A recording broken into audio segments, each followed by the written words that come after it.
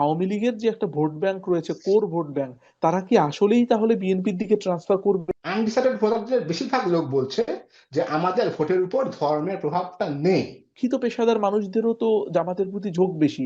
সব survey predict করছে, এমনকি ইনোভেশনের লাস্ট সার্ভে দেখিয়েছে দেখিয়েছে যে জামাতের পক্ষে যদি আওয়ামী লীগের একটা ভোট যায়, বিএনপির আড়াইটা 2.5টা ভোট কিন্তু বিএনপির পক্ষে যাবে, বা অনেক ক্ষেত্রে 3টি ভোটও বিএনপির দিকে যেতে পারে।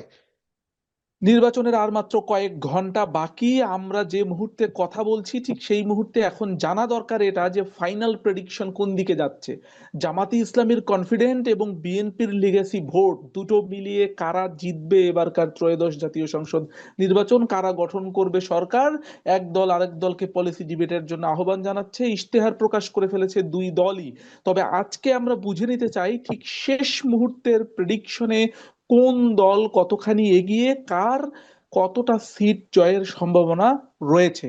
এবং এই কথাগুলো এতদিন শুধু আমি বলেছি, আজকে আর আমি বলবো না, বরঞ্চ আমরা বিভিন্ন মাঠ জরিপ এবং বিভিন্ন মাঠের পরিস্থিতি নিয়ে একজন ডেটা সায়েন্টিস্টের সাথে কথা বলতে চাই, যিনি ফিনল্যান্ড থেকে আমাদের সাথে যুক্ত হচ্ছেন। বাংলাদেশের রাজনৈতিক বাস্তবতা এবং প্রেক্ষাপট উনি খুব ভালোভাবে খেয়াল করেছেন, লক্ষ্য করেছেন, ডেটাগুলোকে নিয়ে অ্যানালাইসিস করেছেন, কোন বিভাগে কার জয়ের সম্ভাবনা কতখানি সেটা নিয়ে উনি আন্দাজ করেছেন কতটা সিট দখল করতে পারে জামাত, কতটা সিট যাবে বিএনপির ঘরে।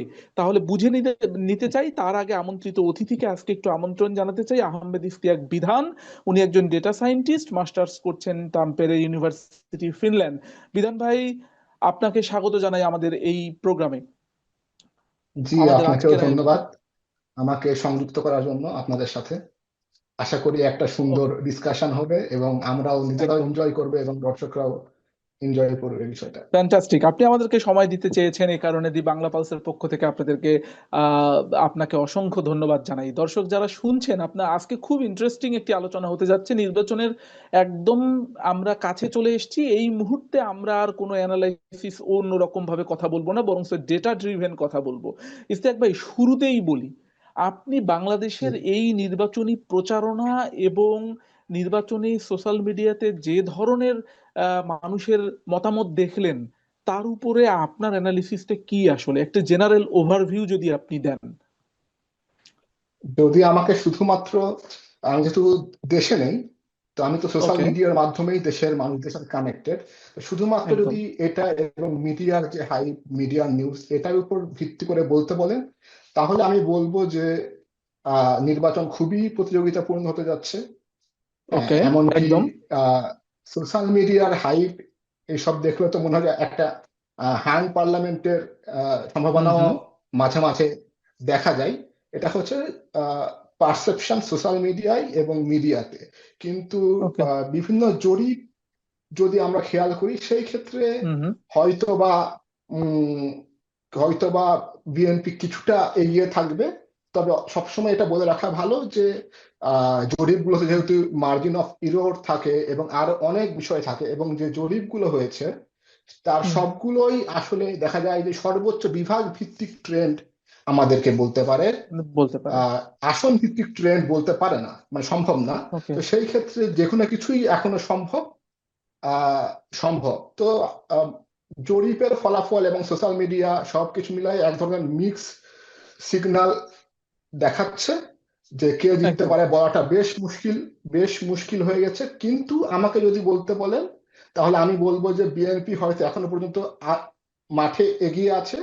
তবে আপসেট, আমি আপসেট বলবো, কিন্তু অস্বাভাবিক না। জামাত যদি সরকার গঠন করে ফেলে সেটা আপসেট হবে, অস্বাভাবিক হবে না। ওকে, আমরা একটু, আমি বিধান ভাই আপনাকে এই জায়গাতে একটু, এই যে বিএনপির পক্ষে এগিয়ে আছে বলছেন, আমরা যারা দি বাংলা পালসের পক্ষ থেকে আমরা যতগুলো মানুষের কাছে কথা বলেছি, বিভিন্ন অ্যানালিসিস দেখেছি, সেখানে কিন্তু একটা উল্টো চিত্রও আছে। উল্টো চিত্রটা কি? সেটা হলো, আমরা চায়ের দোকানে, ঘাটে, মাঠে, বন্দরে, রাস্তাঘাটে রিক্সাওয়ালার সাথে যত কথাই বলি না কেন বিভিন্ন শ্রেণী, আপনি দেখবেন সেই জরিপগুলো আমরা করি হয়তো যদি 10 জন মানুষের সাথে কথা বলি, তাহলে প্রায় দেখা যায় যে 10 জনই পুরুষ মানুষ।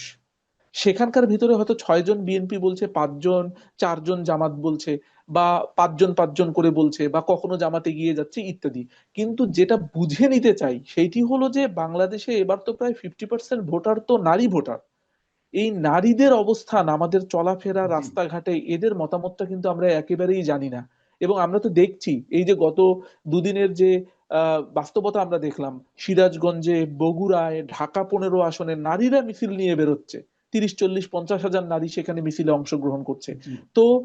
জামাতের বাস্তবতাকে ফেলে দেওয়ার আমার কাছে মনে হয় না যে কোনো সুযোগ আছে। কারণ নীরবতায় যে কি ঘটে গেল, বিএনপির একজন প্রার্থী তো বলেইছেন যে যতটুকু আলোচনা শোনা যায় তাতে বিএনপি, কিন্তু নীরবতার সবটুকু জুড়ে জামাত।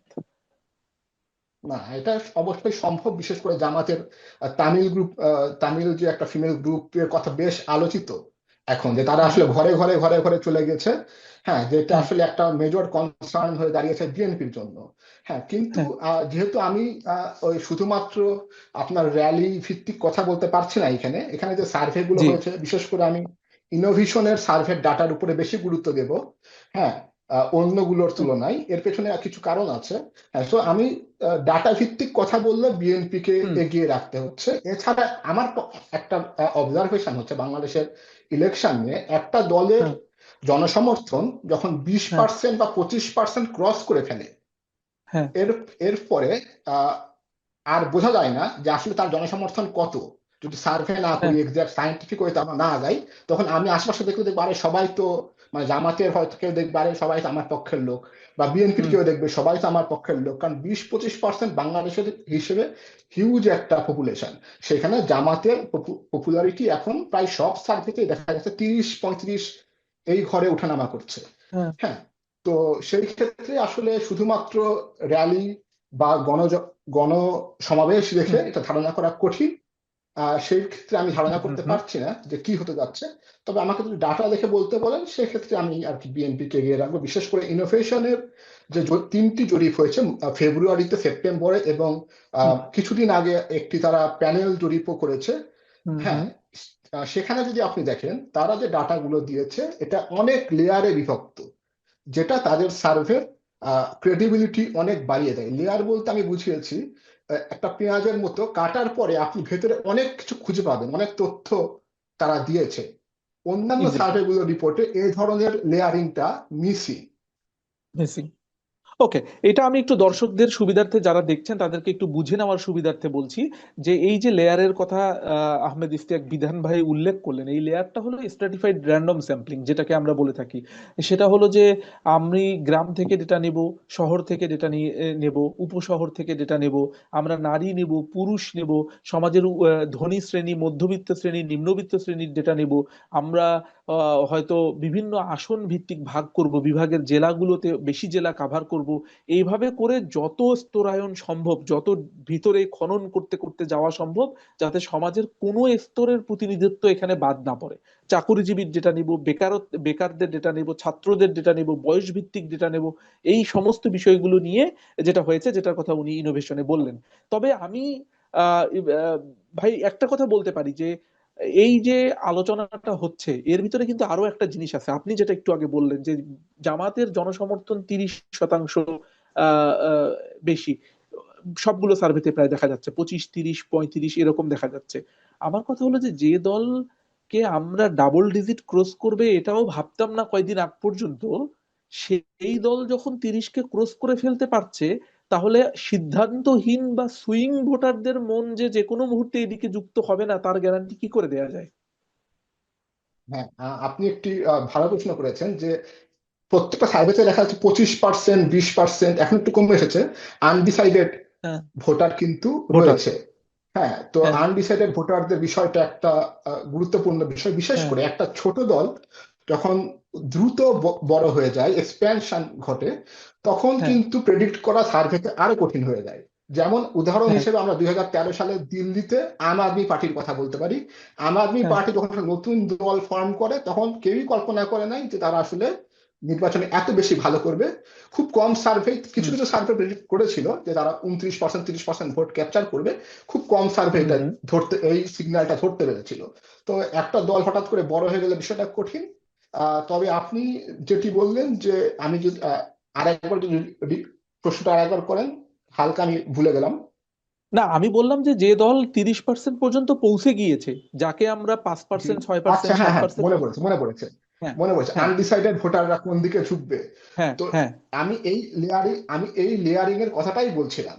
হ্যাঁ, মূলত হ্যাঁ, যে ইনোভেশনাল সার্ভের ভেতরে তারা তো নিয়েছে লেয়ার করে, আবার আমি যখন রেজাল্টটা দেখব, তখন আমি লেয়ারটা ভেদ করে আরো ভেতরে যেতে পারবো যে আসলে কি বলছে। এক্স্যাক্টলি। সেখানে দেখা গেছে বিএনপির পক্ষে একটা স্ট্রং সিগন্যাল দেখা গেছে যে সাই ভোটার বা আনডিসাইডেড ভোটার ইফেক্ট, অর্থাৎ আনডিসাইডেড ভোটারদের মাঝে বেশিরভাগ আসলে সিগন্যাল দিচ্ছে বিএনপি কে সাপোর্ট দেওয়ার, রাদার জামাতকে সাপোর্ট দেওয়ার পেছনে। তারা খুব সুন্দরভাবে এটা ডাটা অ্যানালিসিস করে দেখিয়েছে তাদের একটা রিপোর্টে। হ্যাঁ, সেইখানে যেটা দেখানো হয়েছে, আমি যদি সময় অ্যালাউ করেন তাহলে একটু বিস্তারিত বলতে পারি এই বিষয়ে, জি, যে জি, আনডিসাইডেড শিওর, ভোটাররা শিওর। কোন দিকে যাবে।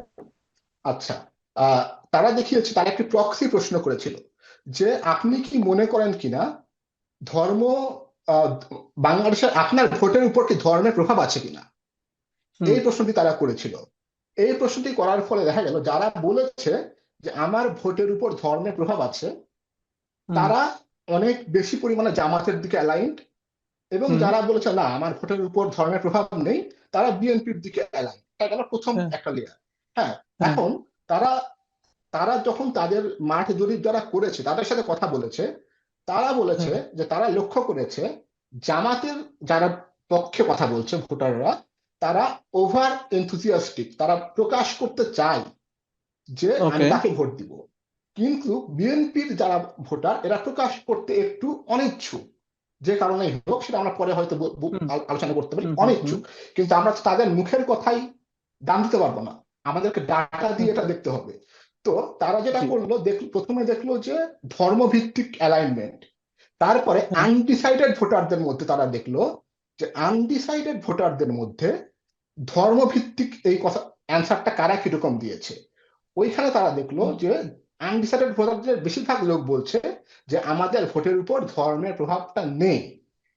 হুম, পরে তারা এক্সট্রাপোলেট করে ডিস্ট্রিবিউশন করেছে যে যদি একইভাবে ডিস্ট্রিবিউশনটা আনডিসাইডেড ভোটারদের ভেতরেও যায়, হুম, তাহলে বিএনপি এইখানে 4.75% ভোটের লিড পায়, শুধুমাত্র হ্যাঁ, আনডিসাইডেড ভোটারের ভেতরে। যেটা হ্যাঁ, এটা তাদের মার্চ সার্ভেতে এটা তারা করেছিল, যেটা তাদেরকে একটা অ্যাডভান্টেজ দেয়। এবং এখন হ্যাঁ। আনডিসাইডেড ভোটারের পরিমাণটা কমে আসার কারণে সম্ভবত তাদের রিসেন্ট সার্ভেতে ব্যবধানটা আরো বেড়ে গেছে। ওকে, আমি এই জায়গাতে একটু দর্শকদের বোঝার জন্য একটু বলে রাখতে চাই যে এই যে আনডিসাইডেড ভোটাররা, আমি আমি একটু তর্কের খাতিরে, একটু কুতর্কই হোক, আমি একটু জি তর্ক জি, করি, সেটা হলো না যে না, কোনো সমস্যা জামাতে হ্যাঁ, ইসলামীকে গুপ্ত বলা হচ্ছে, সুপ্ত বলা হচ্ছে। আমি একটা উদাহরণ দিতে পারি। আমি ঢাকায়, আমি নাম বলবো না কোন জায়গায়, একজনকে আমি জিজ্ঞেস করেছিলাম, একজন ছোট্ট ক্ষুদ্র ব্যবসায়ীকে, পথে আমি ওই টাকা খুচরা করার জন্য তার দোকান থেকে আমি একটা কিছু কিনছিলাম। তো আমি জি এমনিতেই জিজ্ঞেস করলাম যে এই অঞ্চলে মানে কি কি অবস্থা ভোটের, কয় খুব ভালো, খুব ভালো অবস্থা। মানে ভালো বলতে কি কি বুঝছেন, কার দলের পক্ষে? তো সে খুব ওভারওয়েলমিং ভাবে বিএনপির কথা বলল, মানে খুবই, মানে এত জোরে লাউডলি বলল যাতে আশেপাশে দুই চারজন আরো শুনতে পায়। ঠিক আছে, এইটা হলো একটা ব্যাপার। তো শেষ মুহূর্তে আমি বললাম যে হ্যাঁ ভালোই তো, বিএনপি তো বড় দল, বিএনপি হবে অমুক তমুক ইত্যাদি। তো উনি মনে হয় বুঝছেন, মানে ততক্ষণে আমি বলে ফেলছি যে আমি এই অঞ্চলের ভোটার না, হুম, আমি নিজের পরিচয়টা ক্লিয়ার করেছি। তো তিনি তখন বললেন যে যা বলা দরকার বাবা তা বলছি, ভোট যারে দেওয়ার তারে দেবো। তা বলছি। মানে জি, তাকে ব্যবসা না, করে আপনি খেতে যেটা হবে বললেন সেটা ফুটপাতে। হ্যাঁ। তো এই যে গুপ্ত গুপ্ত বলে যারা জামাত শিবিরকে বলছিল, গুপ্ত বলুক সমস্যা নাই, কিন্তু গুপ্ত নেতাকর্মী ছিল, গুপ্ত জামাতের লোকজন ছিল, সেটা না হয় বুঝছি, গুপ্ত ভোটারকে ঠেকাবেন কি করে? এই যে আনডিসাইডেড অলারাতে যারা আজকে বলছে, এইটাও যে তাদের গুপ্তদের স্ট্র্যাটেজি নয় যে যে কোনো সার্ভে আসলে ওখানে ওই বলবে, সেটাও বা বুঝবেন কি করে? আমি না, জি, বলেই আমি নিলাম সে যে আমি কথাটাই, কুতর্ক করব। হ্যাঁ, না না, ওটা সমস্যা না, আপনি যে কোনো আর্গুমেন্টই করতে পারেন। হ্যাঁ, আর্গুমেন্টটাই তো মেন কথা এখানে। হ্যাঁ, তো হ্যাঁ, এখানে যেটা আমি শুরুতেই বললাম যে হুম, তারা খেয়াল করে দেখেছে যে জামাতের ভোটাররা কিন্তু বেশি চাচ্ছিল প্রকাশ করতে, এটা তাদের জাস্ট অবজারভেশন, কোনো ডাটা ভিত্তিক কথা না। অবজারভেশন। পরে ওকে, কিন্তু তারা ডাটা লেয়ারিং করেছে।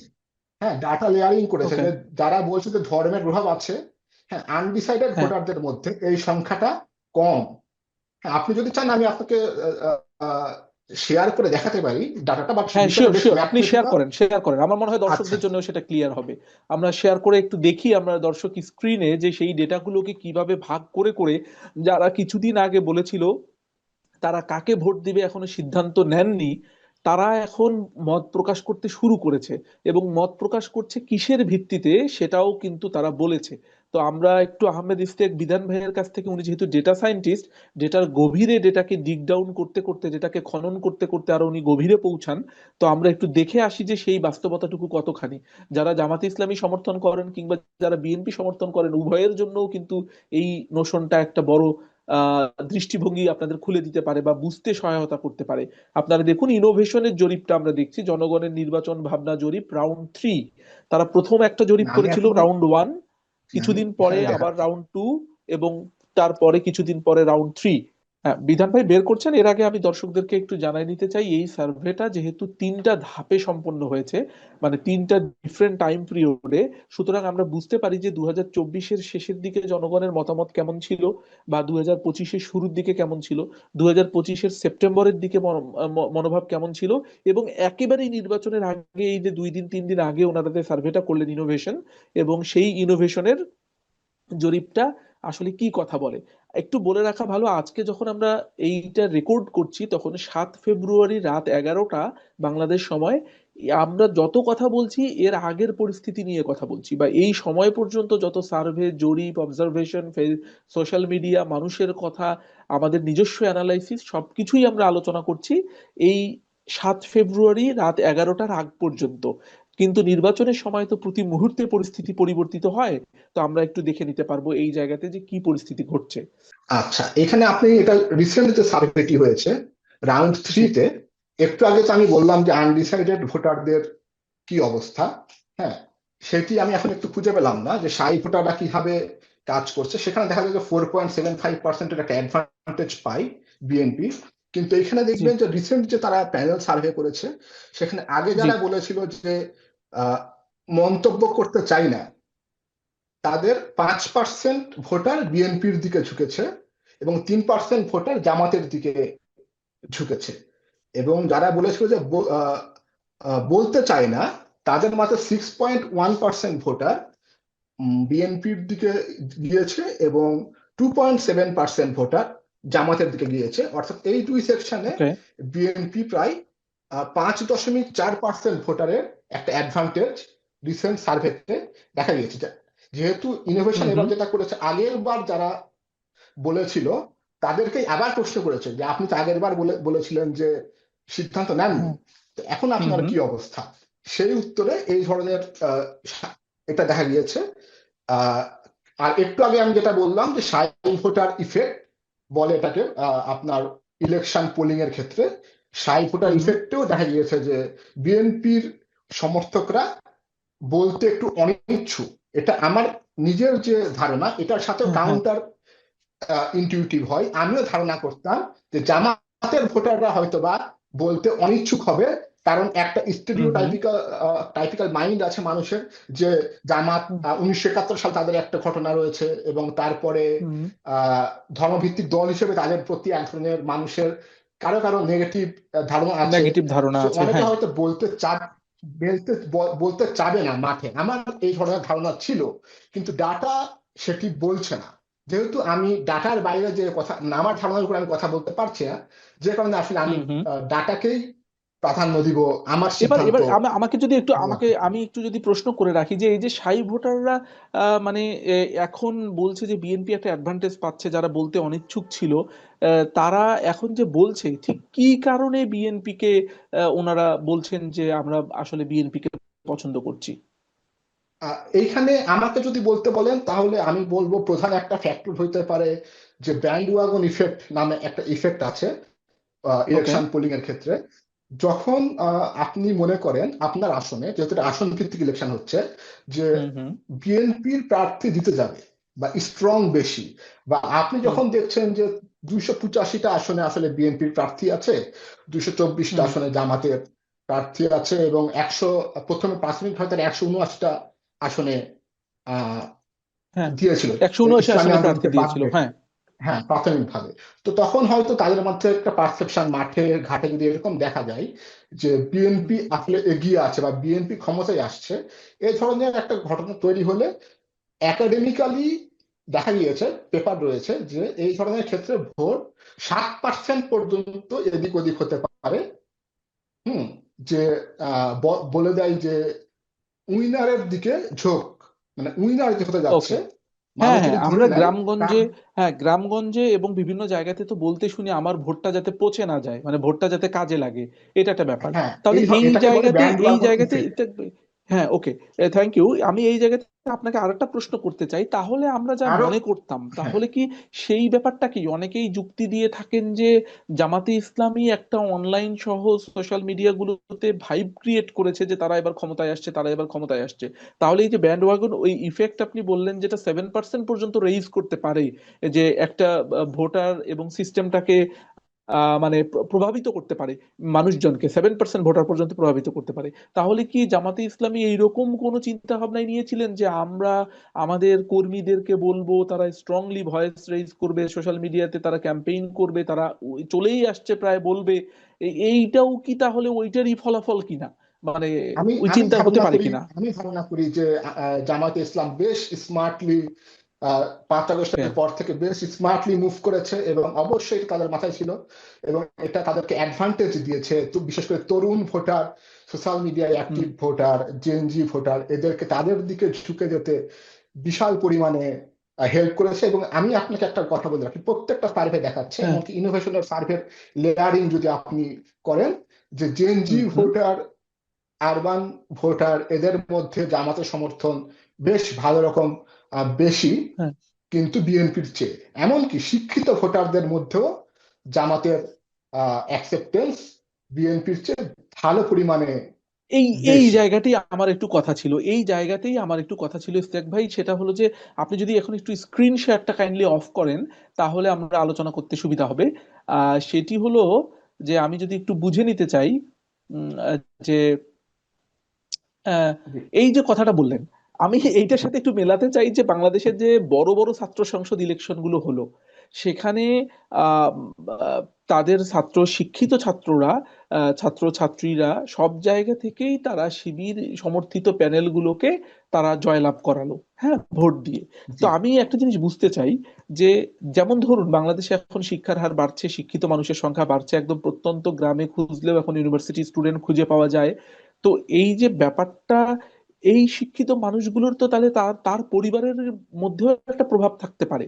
যেমন ধরুন, এখানে দুটো প্রশ্ন আপনাকে আমি করব। নাম্বার ওয়ান, ছাত্র সংসদ ইলেকশনের প্রভাবটা যেমন আমরা কেউই ভাবি নাই, ডাকসুর মতো জায়গায় ঢাকা বিশ্ববিদ্যালয়ে সবাই বলেছিল যে আর যাই হোক ঢাকা বিশ্ববিদ্যালয়ের মতো জায়গায় স্বাধীনতা বিরোধীরা বা এইরকম মানুষেরা কখনো পারবে না। তারপরে তো জাকসুতেও বলা হয় বাংলাদেশের ইউনিভার্সিটিগুলোর সাংস্কৃতিক রাজধানী, সেখানেও তারা জিতলো এইরকম একটা পরিস্থিতিতে। এভাবে একে একে চাকসু রাকসু এবং সর্বশেষ যোগসুও, মানে এই যে ব্যাপারটা, তার মানে এই শিক্ষিত স্টুডেন্ট এবং আপনি যেটা বললেন শিক্ষিত পেশাদার মানুষদেরও তো জামাতের প্রতি ঝোঁক বেশি, তাহলে এই পরিবার মানুষগুলোর তো তার নিজের পরিবারের উপর একটা প্রভাব থাকার কথা, তাহলে সেই প্রভাবটা কি জি, আমরা অবশ্যই। সার্ভেতে তুলে আনতে পেরেছি? জি, অবশ্যই প্রভাব তো থাকবে। এবং আমি হ্যাঁ। বলছি যে জামাতে ইসলামের যে এখন 30 থেকে 35% সাপোর্ট দেখাচ্ছে, এটা কিন্তু কম না। মানে এটার প্রভাবেই হ্যাঁ। কিন্তু, প্রত্যেকটা প্রভাবেই কিন্তু জামাতে ইসলাম এত দূর এগিয়ে এসেছে, তাই না? জামাতে ইসলামের হ্যাঁ। ঐতিহাসিক হ্যাঁ। ভাবে ভোট, আমি বিশ্বাস করি 10%, অনেকে 4% বলে, আমি এটা বিশ্বাস করি না। আমি সবসময় বিশ্বাস করতাম যে 2008 সালেও তাদের 8-10% ভোট ছিল, এবং হ্যাঁ। হয়তো 15%-এর কাছাকাছি হয়তো অলরেডি তারা পৌঁছে গিয়েছিল, আমরা বুঝতে পারি নাই। হুম। হ্যাঁ, এটা জি। হতে পারে। কিন্তু আমি বলতে চাচ্ছি যে প্রত্যেকটার প্রভাব আছে, প্রত্যেকটা ছাত্র সংসদ ইলেকশনের প্রভাব আছে। হুম। তরুণদের ভোট অস্বাভাবিকভাবে তারা বেশি পাবে। এর হুম। সবকিছু প্রভাবটা মিলিয়েই কিন্তু এই 30-35%-এ তারা পৌঁছে যাচ্ছে। পৌঁছে এমনকি যাচ্ছে। হ্যাঁ 35%, 36% পর্যন্ত পৌঁছে যাচ্ছে। এমনকি আপনি যেটি বললেন যে ঢাকা ভার্সিটির ছাত্র সংসদ নির্বাচনের আগে সবাই বলছিল এটা সম্ভব না, তবে আমি এই বিষয়ে বলবো, ডিসঅ্যাগ্রি করবো, যে অন্তত আমি নিশ্চিত ছিলাম যে, এবং অনেকেই নিশ্চিত ছিল, হয়তো বলছিল, অনেকে টিভিতে রেটরিক তৈরি করছিল বা বলার হুম জন্য হুম হুম বলছিল বা বিশ্বাস করতে পারছিল না। কিন্তু যে কেউ যদি ডাটা দেখ, তার আগে বেশ কিছু সার্ভে হয়েছে এবং হুম। পরিস্থিতি বোঝার চেষ্টা করতে, তাহলে এটা বোঝার কথা ছিল যে ছাত্র শিবির যে প্যানেল দিয়েছে সেই প্যানেলটি বিপুল ভোটে যে জিতে আসছে, এই ফাইটটা আসলে ধরতে পারার উচিত ছিল আমাদের যারা বিশ্লেষণ হুম। করে। এটা খুব কঠিন না, এবং প্রত্যেকটা ইউনিভার্সিটিতেই একই অবস্থা। তারা প্রত্যেকটা ইউনিভার্সিটিতেই তারা জিতে আসার মতো অবস্থায় রয়েছে। যে কোনো বাংলাদেশের যে কোনো ইউনিভার্সিটিতে এখন একই অবস্থা। তাদের প্রভাব অবশ্যই এবার আমি পরিবারের আপনাকে উপর একটা প্রশ্ন রয়েছে। করতে চাই। এবার আমি আপনাকে একটা প্রশ্ন করতে চাই, এবং আমরা যারা শুনছেন দর্শকরা, আমরা আসলে কোনো পক্ষেই বায়াস না, আমরা আসলে আলোচনাটা করছি। মানে যখন আপনি দেখবেন যে কোনো একটা দল, যেমন বাংলাদেশের বেশিরভাগ মানুষ হয়তো এখন বিশ্বাস করছে যে বিএনপি আসলে দিন শেষে ক্ষমতায় যাবে, তো সুতরাং আমাদেরকে তখন আলোচনাটাই করতে হবে অন্য আরেকটা দলের পক্ষ নিয়ে, যাতে বিএনপির ব্যাপারটা ক্লিয়ারলি বোঝা যায়। আমরা যদি ওইটা ধরে নিয়ে সিদ্ধান্তে পৌঁছে যাই যে বিএনপি ক্ষমতায় যাচ্ছে, তাহলে আর আলোচনার কিছু থাকে না। তো সে কারণে আমাদেরকে নানান রকম যুক্তি এবং পাল্টা যুক্তি দিতে হচ্ছে। আমি একটু জিনিস বুঝে নিতে চাই বিধান ভাই, এই যে ছাত্র সংসদ ইলেকশন গুলোর আগে যে জরিপগুলো হয়, বাংলাদেশের মানুষরা দেখি কেউই, কোনো রাজনৈতিক দলই কোনো জরিপকে পাত্তা দিতে চায় না। আবার যেটা তার পক্ষে যায় সেটা আবার তারা শেয়ার দেয়। মানে বাকি জরিপগুলোকে জি, তারা আর এক্স্যাক্টলি। পাত্তা দিতে চায় না। আমি একটা জিনিস একটু বুঝতে চাই, বাংলাদেশে যে জরিপগুলো, অনেকগুলো জরিপ হয়েছে 2025-এ। হ্যাঁ, সানেমের জি, জরিপ হয়েছে, বিআইজিডির জরিপ হয়েছে, ইনোভেশনের জরিপ হয়েছে, বিওয়াইএলসির হয়েছে, আইআরআই করেছে, প্রথম আলো করেছে, ইএসডিএ করছে, ন্যারেটিভ করলো, আজকে তো সোচ্চার করলো কয়েকটা আসন নিয়ে। প্রচার তো করেছে। অসংখ্য জরিপ। জি, জি, তো এতগুলো জরিপ আসলে মুশকিলটা হয়েছে যেটা, যে কারণে আমরা আজকে বিধান ভাইকে এখানে ডেকেছি, এই যে এই বিষয়গুলো পরিষ্কার হওয়ার জন্য, যে জরিপের পার্সেন্টেজ দেখে আমার মনের পছন্দ হলো, তো আমি নিলাম। আমি মনে করলাম আমি 40% পেয়ে যাচ্ছি। আর জরিপের পার্সেন্টেজ আমার পছন্দ হলো না, আমি বললাম যে এগুলো ভুয়া জরিপ। কিন্তু এতটুকুকে চিন্তা না করে যদি আমরা এর ভিতরে ঢুকতাম, দেখি তো কোন জেলায় কি অবস্থা, শিক্ষিত এবং কম শিক্ষিত মানুষদের মধ্যে পার্থক্য কি, ধনী এবং গরিবদের ভিতরে কার সমর্থন বেশি হচ্ছে, ছাত্রদের মধ্যে কার বেশি, অল্প বয়সীদের মধ্যে কার বেশি, তাহলে কিন্তু আমরা একটা ধারণা পেতাম। এবার আমি বিতন ভাই, আমি আপনার কাছে আসতে চাই। এবার আপনি কি আমাদেরকে একটু বিভাগ অনুযায়ী আলোচনাটা করতে পারেন, যে কোন বিভাগে জামাত এবং কোন বিভাগে বিএনপি ভালো করবে? জি, আমি আলোচনা করতে পারি। আমি হচ্ছে আহ স্ক্রিন শেয়ার কি, আচ্ছা স্ক্রিন শেয়ার করি আমি। হ্যাঁ, করতে পারবেন, হ্যাঁ স্ক্রিন শেয়ার করতে পারবেন। দর্শক, আমরা একটু বুঝে নিতে চাই, কারণ ডেটা ড্রিভেন এবং ডেটা নিয়ে, হাতে ফ্যাক্ট নিয়ে, তথ্য নিয়ে কথা বললে সে আলোচনাটা অনেক গভীর হয় এবং পর্যালোচনা করতে সুবিধা হয়। তো আমরা একটু, ইস্তেক ভাই যেহেতু নিজে একজন ডেটা সায়েন্টিস্ট, আমরা ওনার কাছে একটু বুঝে নিতে চাই যে আসলে কোন জায়গাতে কি সিচুয়েশন দাঁড়িয়েছে। আমরা একটু আচ্ছা, স্ক্রিনে আপনারা আমি দেখতে পাবেন। আমি বরিশাল বিভাগ দিয়ে শুরু করছি। সি, আচ্ছা, আমি শুরু বরিশাল। করব। জি শিওর, বরিশাল। জি, একটু আমি যদি জুম বরিশাল করেন, বিভাগ তাহলে দিয়ে শুরু যারা করছি। মোবাইল আমি স্ক্রিনে পরবর্তীতে বিভাগ এটা দেখবে, ভিত্তিক। একটু একটু জুম করে নেবেন ভাইয়া। তাহলে মোবাইল স্ক্রিনে যারা পরবর্তীতে দেখবে, ওনারাও একটু দেখতেও পাবেন পার্সেন্টেজটা। ঠিক আছে না? এক্স্যাক্টলি। হ্যাঁ হ্যাঁ, এটা দেখা যাবে হয়তো। হ্যাঁ, হ্যাঁ, ঠিক আছে। হ্যাঁ, বরিশাল বিভাগ দিয়ে আমি শুরু করছি। তা আমি প্রথমেই বলে রাখি, আমি মোটামুটি তিনটি সার্ভে নিয়ে আলোচনা করব: ইনোভেশনের প্রথম এবং দ্বিতীয় সার্ভে, এবং হুম ন্যারেটিভ বা আইআইএলডি সম্ভবত আরেকটি করেছিল, সেটি নিয়ে কথা বলবো। তবে আমি ইনোভেশনের দুটো জরিপকে বেশি ওয়েট বা বেশি গুরুত্ব দিব, কারণ আমি নিজে খুঁজে দেখেছি লেয়ারিং গুলো, যে হুম। বেশ সলিড একটি জরিপ করেছে এবং ভেতরে সবকিছু ক্লিয়ার। হ্যাঁ, মানে ওকে। অনেক কিছু আপনি হুম এখান হুম থেকে বের করতে পারবেন, কিন্তু ন্যারেটিভ সেভাবে হুম রিপোর্ট দেয় নাই যে আসলে ভেতরে কি হয়েছে। জাস্ট কিছু, জাস্ট রেজাল্টটা বলেছে, রিপোর্টটা পাবলিশ করে নাই। এবং তাদের ডাটাতে বেশ কিছু অসামঞ্জস্যতা খুব লক্ষ্য করা যায় হুম ইজিলি, হুম এবং অন্যান্য সার্ভের সাথেও মেলে না। অনেকগুলো জায়গায় ডিসক্রিপেন্সি লক্ষ্য করেছি, যে কারণে একটু কম ওয়েট হুম দিব, তারপরেও আমি সেটিকে রেখেছি বোঝার জন্য। আচ্ছা, হুম তো যদি আপনি বরিশাল বিভাগে দেখেন, তাহলে দেখবেন যে হুম বিএনপি এইখানে 40%, 29% এবং 42% এই ধরনের একটা দেখিয়েছে তিনটি জরিপ পর্যায়ক্রমে, এবং তিনটি জরিপেই কিন্তু জামাত, বিশেষ করে ন্যারেটিভের জরিপ এবং ইনোভেশনের প্রথম জরিপে জামাত সিগনিফিকেন্টলি পিছিয়ে রয়েছে। বরিশাল বিভাগে 17% এবং 20% ভোটের মার্জিনে পিছিয়ে রয়েছে বরিশাল বিভাগে। এটা কিন্তু একটা হিউজ ভোটের মার্জিন, 17% এবং 20%। হ্যাঁ, এবং শুধুমাত্র ইনোভেশন তো সেকেন্ড জরিপটি করেছিল, সেইখানে দেখা যায় যে বিএনপি এবং জামাত প্রায় নেক টু নেক, মাত্র 0.4%-এর ব্যবধান। এই ধরনের সমস্যা কেন তৈরি হয় সেটা বলি। কারণ হচ্ছে হয়তো এমন লোকেশন থেকে দ্বিতীয়বার না হয়েছে যেখানে তারা নেক টু নেক, কিন্তু অন্য দুইবার যখন না হয়েছে তখন হয়তো বিএনপি অধ্যুষিত এলাকাগুলো থেকে বেশি না হয়েছে, এই ধরনের একটা পসিবিলিটি রয়েছে। হ্যাঁ, তো এই ধরনের একটা বিষয় দেখা যাচ্ছে। তবে বরিশাল বিভাগে আমরা জানি ঐতিহাসিক ভাবেই বিএনপি এগিয়ে, জামাত দুর্বল, বিএনপি এগিয়ে, জামাত একটু দুর্বল বরিশাল বিভাগে। এবং ইসলামী আন্দোলন বাংলাদেশ যদি যুক্ত থাকতো তাদের জোটে, জামাতের জোটে, তাহলে হয়তো বা আরো একটু ভালো ফলাফল আমরা আশা করতে পারতাম। কারণ আমরা দেখতে পাচ্ছি জরিপগুলোতে যে ইসলামিক আন্দোলন বাংলাদেশের 6%-এর উপরে ভোট রয়েছে বরিশাল বিভাগে। তো এখান থেকে আমি বলতে চাই যে বরিশাল ডিভিশনে বেশিরভাগ আসনে কমফোর্টেবলি জিতবে বিএনপি। কারণ হচ্ছে সেকেন্ড জরিপেও যেখানে নেক টু নেক, সেখানে দেখবেন যে আওয়ামী লীগের ভোট এদের চেয়েও বেশি, শুধুমাত্র এটা বরিশাল বিভাগে হ্যাঁ, তো এই ভোটটা কিন্তু আপনি যদি পরবর্তীতে আমাকে সময় দেন, বা এখন না বলি, পরবর্তীতে সময় দেন, আমি দেখাবো যে এবার আওয়ামী লীগের ভোট বেশ উল্লেখযোগ্য ভাবে বিএনপির দিকে যাচ্ছে বলেই প্রায় সব সার্ভে প্রেডিক্ট করছে। এমনকি ইনোভেশনের লাস্ট সার্ভে দেখিয়েছে যে জামাতের পক্ষে যদি আওয়ামী লীগের একটা ভোট যায়, বিএনপির 2.5টা ভোট কিন্তু বিএনপির পক্ষে যাবে, বা অনেক ক্ষেত্রে 3টি ভোটও বিএনপির দিকে যেতে পারে। হ্যাঁ, যারা আগে আওয়ামী লীগকে ভোট দিবে বলেছিল তারা এখন এইভাবে বিভাজিত হয়ে যাচ্ছে, যেটা আসলে জামাতের জন্য একটা খারাপ সংবাদ বলে আমি মনে করি। বিশেষ করে আগের সার্ভে গুলোতে দেখা গেছে যে জামাত 31% আর বিএনপি 40%, 41%।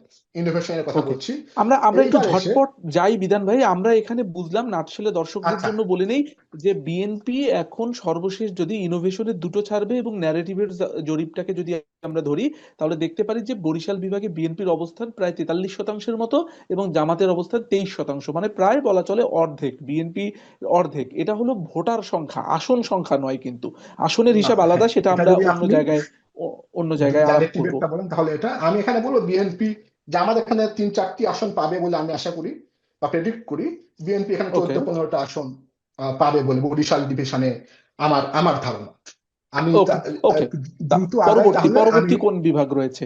রংপুর বিভাগে। হ্যাঁ, রংপুর বিভাগে যাই। আবারও বলছি, ইনোভেশনের দুটোকে আমরা বেশি গুরুত্ব দিব, আমি দিব বেশি। আপনারা যারা দর্শকেরা হয়তো বা ন্যারেটিভের পক্ষে থাকতে পারেন, আমি যা দেখেছি তার ভিত্তিতে বলছি। তো এখানে বিএনপি খুবই বাজে পরিস্থিতিতে আছে রংপুর বিভাগে। এখানে জামাত প্রথমে দেখছেন প্রায় 23%-এর লিড আছে তাদের প্রথম সার্ভেতে জামাতের পক্ষে। আর জামাত দ্বিতীয় সার্ভেতেও 6%-এর লিডে আছে, আর ন্যারেটিভের সার্ভেতেও জামাত 8%-এর লিডে রয়েছে। বিএনপি এখানে ভালো করছে, ক্রমান্বয়ে তাদের সাপোর্ট বাড়াতে সক্ষম হয়েছে, কিন্তু এখনো অনেক দূরে জামাত থেকে। তবে রংপুরের একটা জি বলুন। না প্লিজ শেষ করুন। আচ্ছা, রংপুরের একটা ইন্টারেস্টিং বিষয় হচ্ছে, রংপুরে আছে 33টা আসন, তার মধ্যে 9টি আসন এমন রয়েছে যেটা আসলে হিন্দু অধ্যুষিত এলাকা। হ্যাঁ, এখানে 20-35% হিন্দু ভোটার রয়েছে। তো এই 9টি আসনে জামাতকে স্ট্রাগল করতে হবে জিতে আসতে হলে। বিএনপি এই 9টি আসনে সুবিধা পাবে, তা না হলে এই বিভাগটি হয়তো বা জামাতের একদম ক্লিন সুইপের মতোই অবস্থা তৈরি হতো। তো এইখানে আমি বলবো, যেহেতু 9টি আসন হিন্দু অধ্যুষিত আছে এবং জামাত বেশ এগিয়ে আছে, এখানে জামাত 50%-এর উপরে আসন হয়তো বা পাবে। আমি মনে করি যে 15-16টি আসন এখানে জামাত পাবে, বিএনপি, এটা আমার অ্যাসেসমেন্ট, আহ হুম 13-14টি আসন এখানে হয়তো বিএনপি পাবে, যেহেতু এখানে হিন্দু অধ্যুষিত বেশ কিছু আসন রয়েছে, আরো একটা, এবং বিএনপি একদম, এখানে ধীরে ধীরে হুম, ধীরে ধীরে বেটার পারফর্ম করছে, এবং তাদের কিছু বেটার, প্রার্থীও স্ট্রং প্রার্থী দিয়েছে তারা, মানে একদম ওকে, খারাপ প্রার্থী দেয় নাই। একদম আচ্ছা, একদম। এরপরে আমি আমরা, আমি এখানে একটা জিনিস একটু জি একটু যাওয়ার আগে রংপুর বিভাগ থেকে আরেকটা বিষয় আমি একটু বলে নিতে চাই। রংপুর বিভাগে কিন্তু আরো একটা খেলা চলছে। সেই খেলাটা হলো যে জাতীয় পার্টি কিন্তু এই অঞ্চলে নির্বাচন করছে। এত জাতীয় পার্টির জিএম কাদের, দলীয় জিএম প্রধান, কাদের রংপুর 3 জাতীয় থেকে পার্টির করছে। আরো বড় বড় মানে রংপুরের জন্য উল্লেখযোগ্য যে ভরসা পরিবার, তারা কুড়িগ্রামে নির্বাচন করছে। তো সুতরাং কয়েকটি আসনে কিন্তু জাতীয় পার্টিও খুব মানে স্ট্রং হোল্ড রয়েছে। তো সুতরাং এখন দেখার বিষয় যে জাতীয় পার্টি ভোটটা কাটবে কোন জায়গা থেকে। জাতীয় পার্টির এই এই সার্ভে গুলোতে তো জাতীয় পার্টির অপশনই রাখা হয় নাই। তো জাতীয় পার্টির না, অপশনই অপশন রাখা ছিল, হয় নাই। আমি রাখি নাই। ওকে, অপশন ছিল, আচ্ছা, জাতীয় পার্টি যদি 1-2% ভোটের বেশি কোনোটাতেই দেখায়। ওকে। তাহলে সে এখন জাতীয় পার্টি দেখার বিষয় যে সত্যি সত্যি যদি জাতীয় পার্টিও 3, 4, 5টা আসন যদি রংপুর বিভাগ থেকে সিকিউর করে, তাহলে কিন্তু সেই ভোটটা কোত্থেকে কাটবে? সেই ভোটের কিছু অংশ কোত্থেকে চিন্তা করবে? কারণ যখন ইনোভেশনের সেকেন্ড মানে সার্ভেটা হয়েছিল সেপ্টেম্বর মাসে, তখন পর্যন্ত আমরা সবাই জানতাম যে জাতীয় পার্টি এবং আওয়ামী লীগ দুজনকেই ভোটে অংশগ্রহণ করার তেমন সুযোগ দেওয়া হবে না। তখন মানুষের পারসেপশন তাই ছিল যে এনারা ভোটে নাই। কিন্তু পরবর্তীতে কিন্তু জাতীয় পার্টি নির্বাচন করছে, অতএব রংপুরে এই আসনের খেলাটাতে এখানে একটু ব্যাপার রয়েছে। আর রংপুর অঞ্চলে এনসিপির, রংপুর বিভাগে এনসিপির বেশ কয়েকজন বড় বড় নেতাও আছে।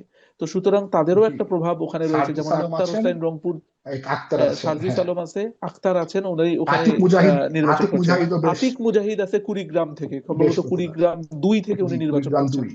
তো সেখানে কিন্তু এনসিপিরও একটা ভালো অবস্থান থাকবে। তো সেই ব্যাপারটা জি, তো থ্যাংক ইউ, আমরা নাটশেলে পেলাম বরিশালে 3 থেকে 4টি, রংপুরে 15 থেকে 16টি জামাত এই আসন পেতে পারে। তাহলে পরের বিভাগে যাই একটু দ্রুত ভাইয়া, আমরা আর চিটাগং বিভাগে, চট্টগ্রাম। হ্যাঁ, একটু জুম করি।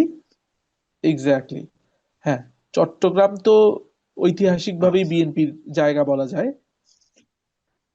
জি, এবার এবার আমি একটা নোট এই জায়গায় আপনাকে দিয়ে রাখি, দর্শকদের জন্য খুবই গুরুত্বপূর্ণ এই কথাটা বলার, মানে বিভাগ ভিত্তিক বলার চেয়েও, সেটা হচ্ছে বাংলাদেশের নির্বাচনে ঐতিহাসিকভাবে চট্টগ্রাম এবং ঢাকা যারা ডমিনেট করেছে তারা সরকার গঠন করেছে।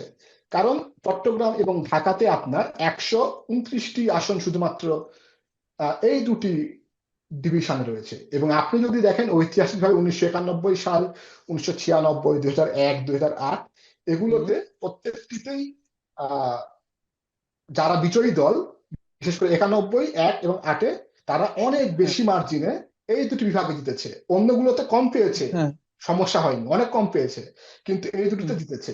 এবং ইন্টারেস্টিংলি 1996 সালে দেখবেন ঢাকা এবং চিটাগাং মিলায়ে আওয়ামী লীগ এবং বিএনপির ভোটের সিটের পার্থক্য একটা ছিল ঢাকা হুম এবং চিটাগাংয়ের সব আসনের মাঝে।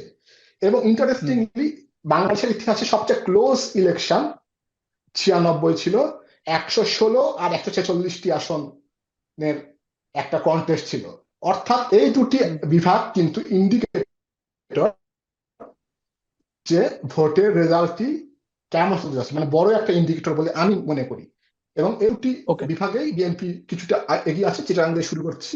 চিটাগাংয়ে দেখতে পাচ্ছেন যে প্রথম সার্ভেতে বিএনপি প্রায় 20%-এর লিডে আছে, দ্বিতীয় সার্ভেতে 14%-এর লিড, এবং হুম ন্যারেটিভের যে সার্ভেটা কিছুটা অনেকে প্রশ্ন তোলেন এটা নিয়ে, সেখানেও বিএনপি 12%-এর লিডে রয়েছে। হুম তো প্রত্যেকটাতেই লিডে রয়েছে।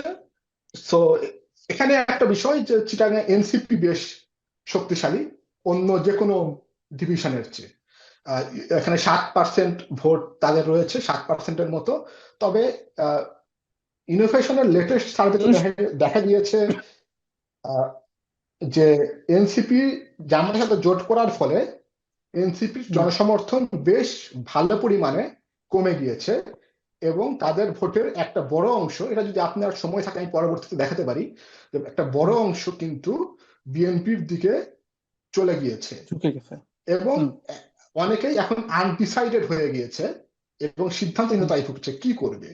এবং তারা দেখিয়েছে এই জোটের ফলে জামাত শুধুমাত্র 0.4%-এর একটা অ্যাডভান্টেজ পেতে যাচ্ছে, খুব বেশি অ্যাডভান্টেজ, যেহেতু ভোট কাটাকাটি হবে, কিছু বিএনপিতে যাবে এবং কিছু এনসিপিতে থেকে যাচ্ছে, হুম। যে কারণে 0.4%-এর অ্যাডভান্টেজ শুধুমাত্র দিবে। আচ্ছা, সেটা বললাম তো। চিটাগাংয়ে দেখা যাচ্ছে যে তাহলে বেশ চিটাগং বিভাগে ভালোভাবে আমরা যদি বিএনপি একবারে এগিয়ে রয়েছে। একবারে একবারে যদি আসি বিধান ভাই, চিটাগং বিভাগে জামাত কয়টা আসন পেতে পারে আপনার চিটাগাং কাছে কি আমার তো মনে মনে হয়? হয়, জি, আমার মনে হয় চিটাগাং বিভাগে জামাত অস্বাভাবিক ভালো করবে। এটার পরেও আমার কাছে, আমার ধারণা, আমি যতটুকু খোঁজ খবর নিয়েছি, 13-14টা আসন, মানে আমার মতে এটা জামাতের জন্য অনেক ভালো একটা আহ, বিজয়। 13-14টা 13-14টা আসন আসন। তারা জিতবে। বিএনপি 43-44টা আসনের মতো উম, জিতবে আমার ধারণা। ওকে, ওকে, আমরা নেক্সট বিভাগে যাই। আমরা যেহেতু 8টা ডিভিশন, অনেকক্ষণ জি, সময় লাগবে। আমরা একটু দ্রুত, আপনি ফাইনাল কনক্লুশনটা বলেন যে শেষ মুহূর্তে পার্থক্যটা কোন জায়গায় যাচ্ছে, কারণ স্ক্রিনে তো সবাই দেখতেই পাবে। আর আচ্ছা আচ্ছা, জি, আমি রাজশাহী ফাইনালটা বলে বিভাগ। দিচ্ছি। রাজশাহীতে যাবো এখন। রাজশাহীতে আপনার জামাতের ভালো হোল্ড রয়েছে, কিন্তু হুম। তারপরেও ন্যারেটিভ অস্বাভাবিক বেশি দেখাচ্ছে। আমি মনে করি এখানে এই ডাটাটা ঠিক হবে না শেষ পর্যন্ত। আমি ওকে। ইনোভেশনের উপরেই গুরুত্ব দেব। ইনোভেশনের দুটাতে দেখা যাচ্ছে বিএনপি এগিয়ে রয়েছে, খুবই কম মার্জিনে এগিয়ে রয়েছে। তো হুম। এইখানে যে বিষয়, বগুড়ার 7টি আসন রয়েছে, হ্যাঁ। যার মধ্যে হয়তো একটি এবার, আমি যতদূর জানি, বগুড়া 4 জামাতের দিকে যাওয়ার চান্স আছে। তারপরেও হাড্ডাহাড্ডি লড়াই হবে। হ্যাঁ। হুম। আহ, এবং আমার জেলা নওগাঁ, নওগাঁতেও আপনার একটি আসন জামাত, ঐতিহাসিকভাবে সবই বিএনপি বা আওয়ামী লীগ পেত। এবার হুম। হয়তো জামাত একটি দুটি আসন পাবে। তো এইভাবে দেখলে, আমি যা দেখেছি যে শেষ পর্যন্ত জামাত রাজশাহীতে 11-12টি আসন, বা 10 থেকে 12টি আসনের মধ্যে পাবে। আচ্ছা, বিএনপি বলতে আমি একটা জিনিস ক্লারিফাই করা উচিত আমার, এটা আমি ভুল করেছি। বিএনপি বলতে আমি বিএনপি জোট এবং বিএনপির হুম। বিদ্রোহী প্রার্থী সহ বলছি। কারণ ওকে। সার্ভে গুলোতে বিদ্রোহী প্রার্থীকে আলাদা করে নাই।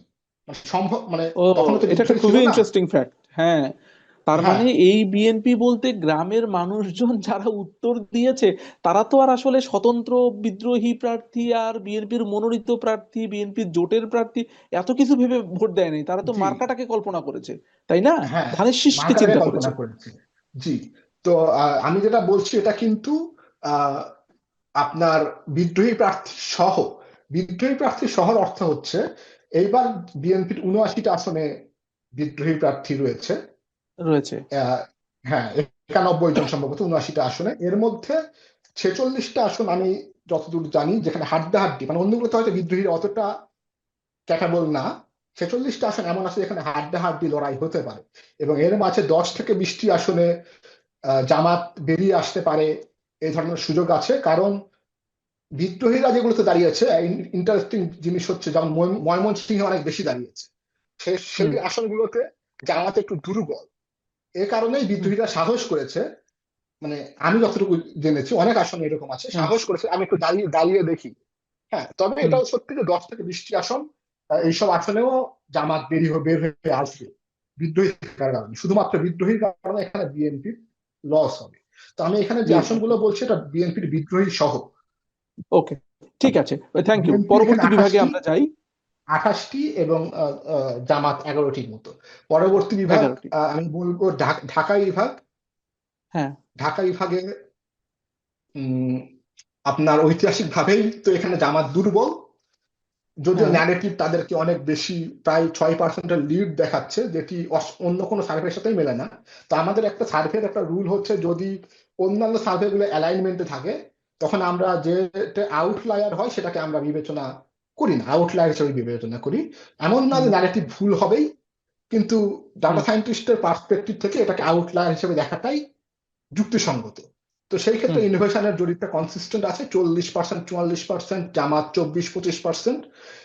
এরকম, বিশেষ করে ঢাকা জেলার বাইরে জামাতের অবস্থান খুব একটা ভালো নয়। ঢাকা জেলায় তারা 4টি আসন, হাইয়েস্ট গেলে 5টি, তবে 3-4টি আসন তারা পাবে বলে আমি পার্সোনালি মনে করি। ঢাকা মানে বিভাগে ঢাকা জামাত, বিভাগে টোটালটা?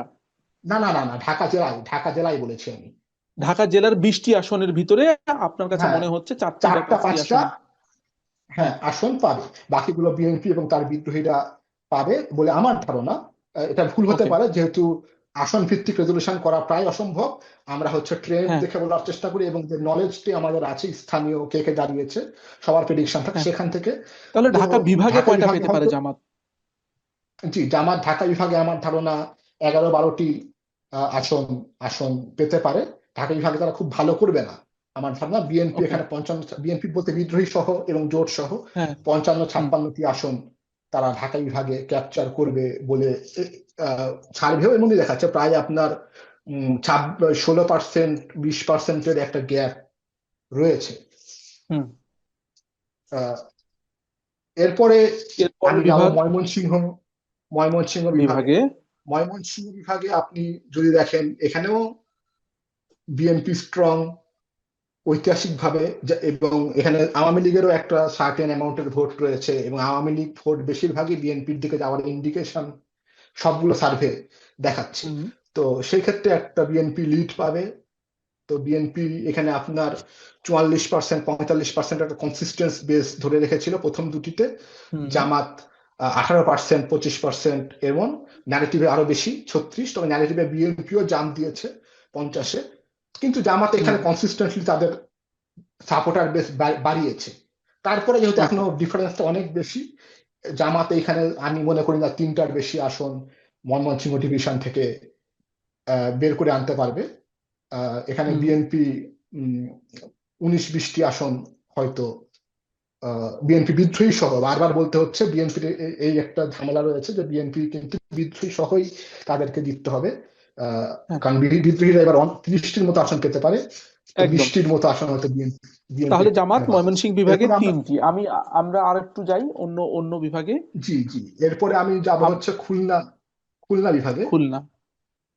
খুলনা বিভাগে তো আপনার এখানে জামাত আহ, সম্ভবত সবচেয়ে স্ট্রং এইবার। যদিও সিট ওকে। সিট শেয়ারিং এর দিক থেকে রাজশাহীতে বেশি সিট দিয়েছে জামাত এবার। হুম। হ্যাঁ, কিন্তু রংপুর একদম। এবং খুলনা সবচেয়ে স্ট্রং তাদের। এখানে তারা 50%-এর উপরে সিট পাওয়ার চান্স থাকে। খুলনা বিভাগে যদি দেখি, ইনোভেশনের প্রথম সার্ভেতে জামাত প্রায় 8%-এর লিডে রয়েছে। দ্বিতীয় সার্ভেতে অস্বাভাবিকভাবে জামাত ফল করেছে, সম্ভবত অন্য একটা রিজিয়নে যেখানে বিএনপি বেশি, রিজিয়ন গুলোতে হুম। বিএনপি একটু শক্তিশালী, সেখান থেকে না হচ্ছে 13%-এর লিড পাই। আবার ন্যারেটিভেও বিএনপি এগিয়ে রয়েছে 2%-এর লিডে এখানে। কিন্তু আমার মনে হয় না এই লিড এমনটি হবে এখানে। শেষ পর্যন্ত বেশিরভাগ আসনেই আহ, জামাত মনে হয় ভালো, কারণ সাতক্ষীরাতে তাদের ভালো অবস্থান, হুম। খুলনাতেও তাদের ভালো অবস্থান আছে। খুলনা 5-এ বিশেষ বাগেরহাটেও করে ভালো তাদের, অবস্থান আছে। জি যশোর জি, কুষ্টিয়াতেও বাগেরহাটেও আছে। রয়েছে। হ্যাঁ।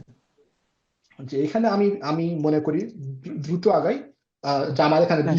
20টি সিট, 20-21টি সিট পাবে। বিএনপি এখানে হয়তো বা 15-16টি সিট বের করে আনতে পারবে, বাট কঠিন হবে। এখানে হাড্ডাহাড্ডি লড়াই হবে। এবার যে ওকে। বিভাগগুলো সবচেয়ে বেশি মানে বোঝা যাচ্ছে না, তার মধ্যে খুলনা একটা, রাজশাহীও একটি, হ্যাঁ। এবং খুলনা এই দুটি বিভাগ একটু কঠিন প্রেডিক্ট করা। ওকে।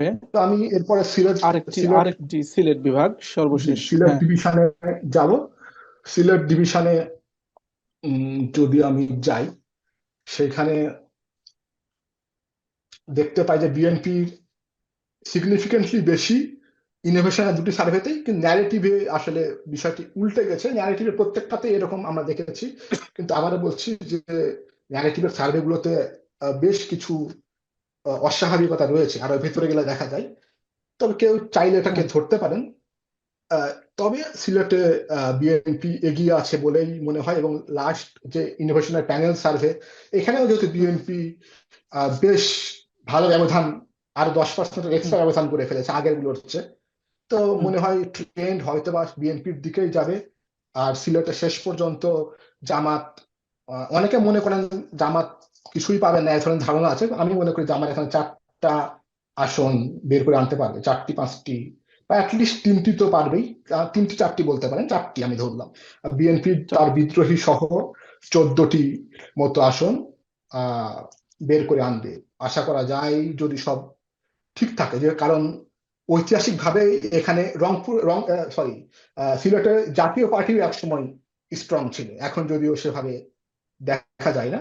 বিএনপি এখানে আগে থেকে ওকে বেশ স্ট্রং আছে। আওয়ামী লীগের ভোট বেস যদি সার্ভে গুলো অনুসারে বিএনপির দিকে ঝোঁকে, তাহলে বিএনপি আসলে অ্যাডভান্টেজ পাচ্ছে ওকে এই পর্যায়ে এসে একদম মনে হয়। একদম। বিধান ভাই, আপনি যদি স্ক্রিন শেয়ারটা অফ করেন, আমি দর্শকদের জন্য তাহলে একটু বলতে পারি যে আমাদের আজকের এই আলোচনা থেকে বিধান ভাই যেহেতু অনেক ধরনের বিশ্লেষণ করেছে, বিভাগ ভিত্তিক বিশ্লেষণ করেছেন, পার্সেন্টেজ গুলো কয়েকটা সার্ভের একত্রিত করে আরো গভীরে গিয়ে, আমরা তো মোটা দাগে পেয়েছি এত পার্সেন্ট এত পার্সেন্ট, কিন্তু গভীরে গিয়ে আমরা যেটা বুঝলাম ওনার অ্যানালাইসিসে, বরিশালে জামাত 3 থেকে 4টি, রংপুরে 15 থেকে 16টি, চট্টগ্রামে 13 থেকে 14টি, রাজশাহীতে 10 থেকে 12টি, ঢাকায় 11 থেকে 12টি, ঢাকা বিভাগের কথা বলছি, ময়মনসিংহ 3টি, খুলনায় 20 থেকে 21টি, সিলেটে 3 থেকে 4টি, এই আসনগুলো জামাত সিকিউর করতে পারে। তো যদি আমি সর্বনিম্ন মানটা ধরি হিসেবের সুবিধার্থে, মানে যেখানে উনি বলেছেন 3 থেকে 4টি, আমি যদি 3কে হিসাব করি, যেখানে উনি বলেছেন 13 থেকে 14টি, আমি যদি 13কে হিসাব করি, মানে ছোটটাকে যদি হিসাব করি, তাহলে আমি দেখতে পাই বরিশালে 3টি, রংপুরে 15টি, চট্টগ্রামে 13টি, রাজশাহীতে 10টি, ঢাকায় 11টি, ময়মনসিংহে 3টি, খুলনা বিভাগে 20টি এবং সিলেট বিভাগে 3টি নিয়ে মোট 78টি আসন জামাতে ইসলামী সিকিউর করবে বলে ধারণা করা যাচ্ছে।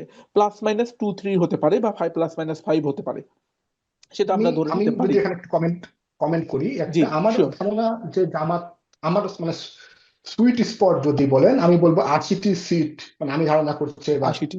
জামাত পাবে 80। 80টি সিট। তবে এখানে আপনি প্লাস মাইনাস 2-3 নয়, যেহেতু সার্ভে আপনার সার্ভেগুলোতে ডিভিশন হুম। থেকে আসনে যাওয়ার চেষ্টা করা হয়েছে। বিষয়টা এরকম যে হ্যাঁ ভিডিওর কোয়ালিটি দেখেন না, বা ছবির কোয়ালিটি, হ্যাঁ। রেজলিউশন হুম যদি হুম খারাপ হয়, আপনি কিন্তু ভালো মতো পিক্সেল গুলো ধরতে পারেন না যে ভেতরে কি হুম কি আছে, তখন অনুমান হুম। করতে হয় ডাকটা আসলে কোন দিক দিয়ে যাচ্ছে। তো এক্ষেত্রে তাই হয়েছে, একদম। বিভাগ থেকে আসনে যেতে হয়েছে। তো সেই কারণে এখানে ইরোর মার্জিন বেশি হবে। অর্থাৎ আমার ওকে। ধারণা 30টি আসন এদিক ওদিক হবে। অর্থাৎ 50 সর্বনিম্ন, এটা সর্বনিম্ন জামাত এবার 50টি সিট জিতে আসবে, এটা আমাকে যদি বলেন। এবং হ্যাঁ 110টি পর্যন্ত চলে যাবে, তারা এই পসিবিলিটি জামাতের আছে। এবং বিএনপির 210টি সিট তারা সুইট স্পটে আছে, বিদ্রোহী বাদে নয়। এবং তারা 180টি সিট পাবে। হুম। এবং হাইয়েস্ট তাদের সর্বোচ্চ ভালো লেভেলের 240টির মতো সিট তারা যেতে পারে, যদি যেতে পারে। ইনোভেশনের সার্ভে গুলো ঠিক হয়। এবং প্যানেল সার্ভেও সেদিকেই ইঙ্গিত, লাস্ট যে সার্ভেটি হয়েছে হ্যাঁ। সেদিকে ইঙ্গিত করছে, এখানে 20%-এর একটা ডিফারেন্স দেখা আচ্ছা। যাচ্ছে। ওকে। আমরা ইনোভেশনের সার্ভেটাকেও কিন্তু অনেকেই যেমন আমলে নিয়েছে, ন্যারেটিভটাকে আমলে নেয়ার পিছনেও অনেকের একটা যুক্তি ছিল যে ন্যারেটিভ কিন্তু 300 সংসদীয় আসনের রিপ্রেজেন্টেটিভ নিয়েছে, ওনারা কিন্তু জেলা বা বিভাগ অনুযায়ী নয়। যেমন আমরা ন্যারেটিভের সার্ভেতে দেখি ওনারা 64টি জেলা থেকে সার্ভে নিয়েছেন জেলা থেকে, কিন্তু ন্যারেটিভ যেটা করেছে প্রায় 22,000-এর উপরে ওনাদের স্যাম্পল সাইজ ছিল, এবং 300টি সংসদীয় আসনই ওনারা কাভার করেছেন, ওনারা আসন ভিত্তিক গিয়েছেন। তো যার ফলে জি অনেককে আমি দেখেছি ন্যারেটিভের ব্যাপারটাকে আমলে নিতে। তো এটাও তো জি একটা যুক্তি হতে আমি পারে, কারণ হ্যাঁ হ্যাঁ, আমি যদি কমেন্ট করি এখানে, আমি নিশ্চিত নয় যে, আমি যতদূর শুনেছিলাম তাদের আমি যতদূর জানি, হুম, তারা আসলে 300 আসন থেকেই নিয়েছে জিনিসটা মনে হয় না। আমি জানি না, আপনাদের তথ্য থাকতে পারে, আমি যতদূর জানি হ্যাঁ যে না, তাদেরও 300 আসনই নয়। 64টা জেলায় 300 আসন সম্ভবত নয়। তবে এটা সত্যি 22,000 স্যাম্পল সাইজ তাদের ছিল। এবং হুম ইনোভেশনের হুম। প্রথমটাতে 10,000 ছিল, দ্বিতীয়টাতেও 10,000 ছিল। মানে টোটাল হ্যাঁ যদি ধরেন 20,000-এর মতো। এবং পরেরটাতে প্যানেল সার্ভেতে 5,000-এর আহ, আহ, ছিল স্যাম্পল সাইজ। এখানে দর্শকদের সুবিধার জন্য একটা কথা বলা গুরুত্বপূর্ণ। অনেক সময় হ্যাঁ স্যাম্পল সাইজ নিয়ে এক ধরনের কনফিউশন সৃষ্টি হয়, যে 14 কোটি হ্যাঁ। ভোটার বা 12 কোটি ভোটার, 13 কোটি ভোটার, এখানে স্যাম্পল সাইজ মাত্র 5,000, 10,000, হুম হুম এটা হুম তো হুম হুম। কিছুই মিন করে না। কিন্তু বাস্তবতা হচ্ছে, যারা স্ট্যাটিস্টিক্যাল সায়েন্স পড়েছেন, যদি আপনি সঠিকভাবে রিপ্রেজেন্টেটিভ ডেটা নিতে পারেন, তাহলে 1,000 থেকে 3,000-এও 5% ইরোরের ভেতরে আপনি ঠিকঠাক মতো প্রেডিক্ট করতে পারবেন। এবং প্রেডিক্ট দশ করতে হাজার পারবো। তো অনেক অনেক ভালো, 5,000-ই যথেষ্ট আসলে স্যাম্পল 5,000-ই সাইজের যথেষ্ট। জন্য। এবং একদম এরপরে আপনি একদম। যতই বাড়ান, একটু একটু শেষ হ্যাঁ করি এটি, যতই বাড়ান, 20,000 50,000 করেন, এতে এটা আর বাড়ে না, মানে একটা লিমিটের পরে হ্যাঁ। এটা এই অ্যাকুরেসিটা আর বাড়ে না, খুবই অল্প অল্প হুম। অল্প অল্প করে বাড়তে থাকে। যে কারণে 10,000 স্যাম্পল সাইজ, 5,000 স্যাম্পল সাইজটা বেশ স্ট্যান্ডার্ড, এর বেশি যেয়ে খুব একটা লাভ হয় না। লাভ হবে না। আমি একটু দর্শকদেরকে আরেকটু অন্যদিকে চিন্তা করতে বলবো, অন্যভাবে আপনি আপনি আপনার জায়গা থেকেও জি জি বুঝতে পারবেন, মানে যে দর্শক যারা রয়েছেন, যারা দেখছেন, তারা স্যাম্পল সাইজের এই ক্যালকুলেশনটা আপনার কিন্তু নিজেও বুঝতে পারবেন। ধরুন আপনি কোনো একটা অফিসিয়াল কাজে বা কোনো একটা দরকারে আপনি একটা অঞ্চলে গিয়েছেন, সেই অঞ্চলটাতে আপনি রিক্সা রিক্সায় উঠছেন প্রথমে, তারপর বাস স্ট্যান্ডে গেছেন, তো রিক্সাওয়ালার সাথে কথা বলতে বলতে গেছেন। আপনি বাস স্ট্যান্ডে গেছেন, ওখানে গিয়ে বাসে যে পাশের সিটে বসেছিল আপনি তার সাথে কথা বলেছেন। তারপর আপনারা যাত্রা বিরতিতে যে আপনাকে হোটেলে ওয়েটার আপনাকে খাবার দিয়েছে, আপনি তার সাথে একটু কথা বলেছেন। তারপর আপনি রাত্রি যাপন করার সময় যেখানে হোটেলে ছিলেন, সেই হোটেলে যে হাউসকিপিং ছিল তার সাথে আপনি কথা বলেছেন। আপনার ওই অঞ্চলের কলিগদের 2-4 জনের সাথে আপনি কথা বলেছেন। এবার আপনি গ্রামে ফিরে আসছেন। গ্রামে ফিরে আসার পরে আপনার কাছে মনে হয়েছে আমি তো চট্টগ্রামে গিয়েছিলাম অফিসিয়াল কাজে, এবং ফিরে আসার পর দেখলাম চট্টগ্রামে যারই জিজ্ঞেস করি না কেন সেই বলে বিএনপি বা জামাত, যে কোনো একটা দলের নাম বলে। তো আপনি তো এসে সিদ্ধান্তে পৌঁছে গেছেন, আরে বাবারে চট্টগ্রাম বিভাগে তো জামাত ছাড়া কোনো কথা নাই বা বিএনপি ছাড়া কোনো কথা নেই। আসলে মোটের উপর আপনি কয়জন মানুষের সাথে কথা বলেছেন? যদি 1 2 3 4 করে সংখ্যা গুনেন, তাহলে কিন্তু আপনি মাত্র 5 থেকে 6 জন বা 10 জন ব্যক্তির সাথে কথা বলেছেন। তাতেই আপনি একটা সিদ্ধান্ত বা ধারণায় পৌঁছে গিয়েছেন যে সবকিছু বোধহয় এরকমই, কারণ আপনি বিভিন্ন মানুষ, রিক্সাওয়ালার সাথে কথা বলেছেন, হোটেলের বয়ের সাথে কথা বলেছেন, কলিগদের সাথে কথা বলেছেন, হাউসকিপিং এর সাথে কথা বলেছেন। আপনার কাছে মনে হয়েছে সব মানুষই দেখি বিএনপির কথা বলে বা সব মানুষই জামাতের কথা বলে, আপনি সিদ্ধান্তে পৌঁছে গিয়েছেন। সার্ভে স্যাম্পল সাইজ জিনিসটাও তাই। যদি সঠিক স্যাম্পলিং হয়, সব স্তরের মানুষকে যদি কাভার করা হয়, তাহলে বিধান ভাই যেটা বললেন ওই 1 থেকে 3 হাজারের ভিতরেও সঠিক তথ্য পাওয়া সম্ভব। তাই তো বিধান ভাই, ঠিক বললাম তো? জি জি এখানে এখানে আরেকটু আরেকটু যোগ করব, যে আসন ভিত্তিক যদি আপনি মানে একটা আসনে করতে হ্যাঁ। চান, সেই ক্ষেত্রে আসনে আপনার যেহেতু 3-4 লাখ ভোটার থাকে, আপনার হুম। কিন্তু 1,000 স্যাম্পল লাগবে, অর্থাৎ একটা মিনিমাম স্যাম্পল রাখতে হয়, একটা মিনিমাম রাখতে হয়। লিমিট আছে যে 1,000 স্যাম্পল লাগবে আসনে। কিন্তু যখন আপনি হুম। আরো সংখ্যা বাড়াতে থাকেন, তখন এই সংখ্যাটা আর খুব বেশি বাড়াতে হয় না। যদি আপনি সারা দেশ থেকে হ্যাঁ, নেন, তখন আর খুব ওইভাবে বেশি বাড়তে না, স্যাম্পলিংটা পাঁচ হয় হাজার 10,000 ইত্যাদি এনাফ। ইত্যাদি। জি একদমই। তাহলে আমরা এখান থেকে যে আলোচনাটা পেলাম বিগত দিনের সার্ভেগুলো থেকে অ্যানালাইসিস করে আরো ভেতরে গভীরে গিয়ে এই সার্ভে কি কথা বলে, তাহলে আমরা দেখতে পাচ্ছি জামাতে ইসলাম আগামী নির্বাচনে হয়তো 80টি আসন সিকিউর করতে পারবে, তবে সবটি সম্ভাবনা, এবং বিধান ভাই বলেছেন যে +-30টি আসন পর্যন্ত এটার পরিবর্তন হতে পারে। যারা জামাতে ইসলামের দর্শক এই মুহূর্তে দেখছেন আমাদেরকে, তারা হয়তো মনে করতে পারেন যে এটা হয়তো অনেক কম, অনেক কিছু না, বাস্তবতা আছে অনেক ক্ষেত্রে। বাংলাদেশের নির্বাচনগুলোর ভিতরে 91 96 এবং 2001 রে খুব ভালো নির্বাচন ধরা হয়, এবং 2008-এর নির্বাচনকেও অপেক্ষাকৃত ভালো নির্বাচন ধরা হয়, কারণ সেটা অনেক বিতর্ক রয়েছে। এরপরে আর আসলে কোনো নির্বাচনকে আমলে নেওয়ার সুযোগ হয় নাই। তো সুতরাং 2008-9-এর পর থেকে দীর্ঘ এই যে সময়টা প্রায় 15-16 বছর, সত্যিকার অর্থে ফিল্ডে একটা গ্যাপ তৈরি হয়েছে। এই গ্যাপটা আমাদের কাছে অজানা। আমরা যদি বুঝতে পারতাম 2008-এর পরে 2014-তে এত% বাড়লো, সুষ্ঠু নির্বাচন, তারপর 18-তে এত, 24-এ এত, তাহলে আমরা হয়তো মোর একুরেট কথা বলতে পারতাম। সত্যিকার অর্থে ফিল্ডে একটা ব্ল্যাঙ্ক অবস্থা তৈরি হয়েছে আমাদের, যার কারণে সেই ব্যাপারটাকেও মাথায় রাখতে হচ্ছে। তবে বাংলাদেশের নির্বাচনের পরিস্থিতিতে তো নির্বাচনের আগের রাতেও খেলা ঘুরে যায়, নির্বাচনের আগের রাতেও পরিস্থিতি অন্যরকম হয়ে যায়। 2008-এর নির্বাচনেও বিএনপি অনেক ভোট পেয়েছিল, কিন্তু তারপরও আসনের দিক থেকে অনেক কম আসন পেয়েছিল। অতএব ভোটের পার্সেন্টেজ, আসনের পার্সেন্টেজ দুটো কিন্তু সম্পূর্ণ ভিন্ন জিনিস, এবং বাংলাদেশের রাজনৈতিক ইতিহাসে এখন পর্যন্ত কোনো দল এককভাবে 150-এর উপরে পায়নি আসন। সবাইকে জোটবদ্ধভাবে একত্রিত হয়ে তারপর সরকার ফর্ম করতে হয়েছে। তো সেই জায়গা থেকে জামাত যদি এককভাবে 80 থেকে 110টাও সিকিউর করতে পারে, রাজনীতির খেলা ঘুরে যেতে সময় লাগবে না। তো সে থেকে হতাশ হবার কিছু নাই। বিধান ভাই, আপনি এখানে আমাদেরকে সময় আমি দিলে না? জি শিওর, যোগ আমি করেন, একটু যোগ করেন। যোগ করতে চাই। আমি কিন্তু যেমন বিএনপির ক্ষেত্রে বিএনপি জোট প্লাস বিদ্রোহী বলেছি, জামাত বলার ক্ষেত্রে এটা আমার মেনশন করা উচিত ছিল, আমি কিন্তু এনসিপি এবং অন্যান্য দলকে কাউন্ট তো করেই বলেছি। এবং বলেছি। আমি যদি সামারি করি খুবই ছোট ভাবে, তাহলে আহ, রাজশাহীতে মোটামুটি ভালো ফাইট হচ্ছে, খুলনা এবং রংপুরে জামাত এক্সট্রা একটু অ্যাডভান্টেজে আছে, কিন্তু বাদ বাকি বিভাগগুলোতে বিএনপি আসলে এগিয়ে, 5টি বিভাগেই বিএনপি এগিয়ে রয়েছে। বিশেষ করে জামাত হয়তো আরো ভালো পারফর্ম করতে পারতো, সরকার গঠন করতেও পারতো, কিন্তু চিটাগাং এবং ঢাকা তো তারা যেহেতু 129টি আসনই, প্রায় অর্ধেক আসন এখানে, হ্যাঁ, তো হ্যাঁ, এই হ্যাঁ, দুটি আসনের একদমই। বিভাগে তারা বেশ হ্যাঁ, বেশ বাস্তবতা পিছিয়ে। একটু অন্যরকম। জি আর একটা ব্যাপার আমি একটু ছোট করে আপনার মন্তব্য শুনতে চাই, সত্যিকার অর্থে ইসলামী আন্দোলন বাংলাদেশ যদি জামাতের জোটে থাকতো, তাহলে কি জামাতের সিট পাওয়ার প্রবণতা আর একটু বাড়তো? জি আমি এখানে আপনাকে বলি যে আমার মতে, এটা হ্যাঁ। একদিন আমার মত, এনসিপির সাথে যে জামাতের জোট হয়েছে এটা জামাতকে লং রানে বেনিফিট দেবে।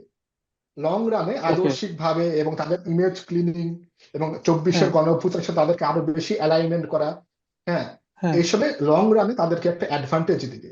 এদিক হুম, থেকে হুম। একটা খুবই জামাতের জন্য পজিটিভ জোট হয়েছে, এনসিপির পজিটিভ জন্য জোট হোক হয়েছে। না হোক জামাতের জন্য হয়েছে। কিন্তু ভোটের মাঠে এই জোটটা খুব একটা অ্যাডভান্টেজ ক্রিয়েট করেনি। কারণ সার্ভে গুলোতে দেখা গেছে যে, এবং আমি নিজেও অ্যানালিসিস করেছি এর আগে, আমার নিজস্ব অ্যানালিসিস আছে যে এইটা 2-3%-এর হাইয়েস্ট একটা অ্যাডভান্টেজ দেয় এনসিপি হুম, জামাতকে। হুম। এবং যেহেতু 30টি আসন তাদেরকে ছাড়তে হয়েছে, এই আসনগুলো কিন্তু জামাত অনেক আসনগুলোতে ফাইট দিতে পারতো, যা এখন কিন্তু বেশ সমস্যা হয়ে গেছে। কারণ সব ভোট শাপলাকুলিতে ট্রান্সফার করা কিন্তু কঠিন, কারণ জামাতের এবার কঠিন। অনেক ফ্লোটিং ভোট আছে, শুধু সমর্থক না, হ্যাঁ, অনেক সফট ভোট আছে যারা এইবার হয়তো শুধুমাত্র জামাতকে দিচ্ছে, কিন্তু জামাতের ভক্ত তারা না। তো এই ভোটগুলো শাপলাকুলিতে হ্যাঁ। ট্রান্সফার করা কঠিন হবে। আর যিনি প্রশ্নটি করলেন, কঠিন হবে। ইসলামী আন্দোলন বাংলাদেশ, এই জোটটা কিন্তু একটা উইন উইন জোট ছিল। ইসলামের বাক্স, একটা বাক্স, এটা একটা হ্যাঁ, রেটরিক হতো তাদের, এবং হ্যাঁ। আহ সমমনা মানুষদের একটা জোট। স- হুম, ভোটের মাঠে সমমনাদের জোট আপনাকে এক্সট্রা হুম, অ্যাডভান্টেজ দেয়, কিন্তু দুটা বিপরীতমুখী দলের জোট আপনাকে ডিসঅ্যাডভান্টেজ দেয়। কারণ হুম, তখন দুই দল থেকেই কিছু লোক, ধরেন বামের সাথে যদি জামাত জোট করে, তাহলে কিন্তু এটা হুম, ডিসঅ্যাডভান্টেজ, হুম। ভোট কমে যাবে, একদমই। বাড়বে না। যোগ করলে তো বাড়ার কথা, কমে যাবে, হ্যাঁ। দুজনের কমে যাবে। তো এই কারণে ইসলামী আন্দোলনের সাথে জোট তাদের ভোট আমি ধারণা করি বাড়তো, এবং তাদের সিট সংখ্যাও বেশ কিছু বাড়িয়ে দিত। বাট ওখানে কিন্তু আছে, তখন আবার সিট ছেড়ে দেওয়া একটা ক্যালকুলেশন থাকতো। সেই সিটে আসলে যেমন ইসলামী আন্দোলন তো দাবি করে তাদের 142টি না কতটি এ গ্রেডের সিট রয়েছে, তো এই আসন রয়েছে, ধরনের কিছু, এক্স্যাক্টলি। কিন্তু হ্যাঁ। জি, তো জি। এইসব ঝামেলা হতো। তবে হ্যাঁ, ভোটের একদমই। খালি চোখে বললে হ্যাঁ তারা অ্যাডভান্টেজ পেত, এই জোটটা তাদেরকে আরেকটু অ্যাডভান্টেজ পেত। আরেকটু মাইলেজ আমি দিত। আমি আরেকটু একটা জিনিস দর্শকদের জন্য বলি। দেখুন, আসলে আমরা তো আলোচনা করলাম 80টা সিট, এবং রংপুর, রাজশাহী এবং খুলনা বিভাগে তারা বেশ ভালো অবস্থানেই রয়েছে জামাতে ইসলামী। আমরা কিন্তু জামাতের টেকনিকটাকে যদি এবার দেখি আর কি, টেকনিকেও কিন্তু জামাত প্রাধান্যই দিয়েছে রংপুর, রাজশাহী এবং খুলনা বিভাগকে। তারা কিন্তু ওই আসনগুলোতে তাদের জামাতের প্রার্থী রেখেছে, জোটের প্রার্থী তুলনামূলক কম রেখেছে। তারা কিন্তু ঢাকা, ময়মনসিংহ, বরিশালে জোটের প্রার্থীদেরকে বেশি ছেড়েছে। এবং দক্ষিণ চট্টগ্রাম, যেখানে ঢাকা 14, 15, 16 আসনের যে ব্যাপারগুলো, সেগুলো কিন্তু জামাত নিজের কাছে রেখেছে। এবং আরো একটা ব্যাপার আমি বলে রাখি, সীমান্তবর্তী এই 3 বিভাগে যে সীমান্তবর্তী আসনগুলো রয়েছে, যেখানে ভারতের সাথে সীমান্ত রয়েছে, সেই সীমান্তবর্তী 46টি আসনের প্রায় সবগুলোতেই, সম্ভবত 44টি আসনে জামাত তার নিজের প্রার্থী দিয়েছে, কোনো জোটের প্রার্থী দেয়নি। শুধুমাত্র মনে হয় পঞ্চগড় 1-এ সার্জিস আলমরে দিয়েছে, সেটাও অনেক পরে এসে ফাইনাল হয়েছে, শুরুর দিকে সেটা ছিল না। তো এই জায়গাতে জামাতের আসলে স্ট্র্যাটেজিটা কি, এটা বোঝাটা এই মুহূর্তে খুবই মুশকিল। এবং আর আমি সবসময়ই বলবো যে একটা জায়গা কিন্তু এখনো ব্ল্যাঙ্ক, এখনো আমরা বুঝে উঠতে পারতেছি না যে নারী ভোটাররা, যে গ্রামের সাধারণ আমাদের মা বোনেরা শেষ পর্যন্ত কাকে আসলে চুজ করবে, এইটা ওই ভোটের দিন ছাড়া বোঝা যাচ্ছে না। আমি একটু এই একটা ব্যাপার থাকলো, সর্বশেষ আমি দুটো আমি মন্তব্য শুনবো আপনার কাছে, সহজভাবে আপনি ওই ওই আমি দুটোর সাথে একটা মিলিয়েই একটা উত্তর দিন। মন্তব্য করতে যাচ্ছি জি। আপনার বিভাগ শিওর, ভিত্তিক, শিওর।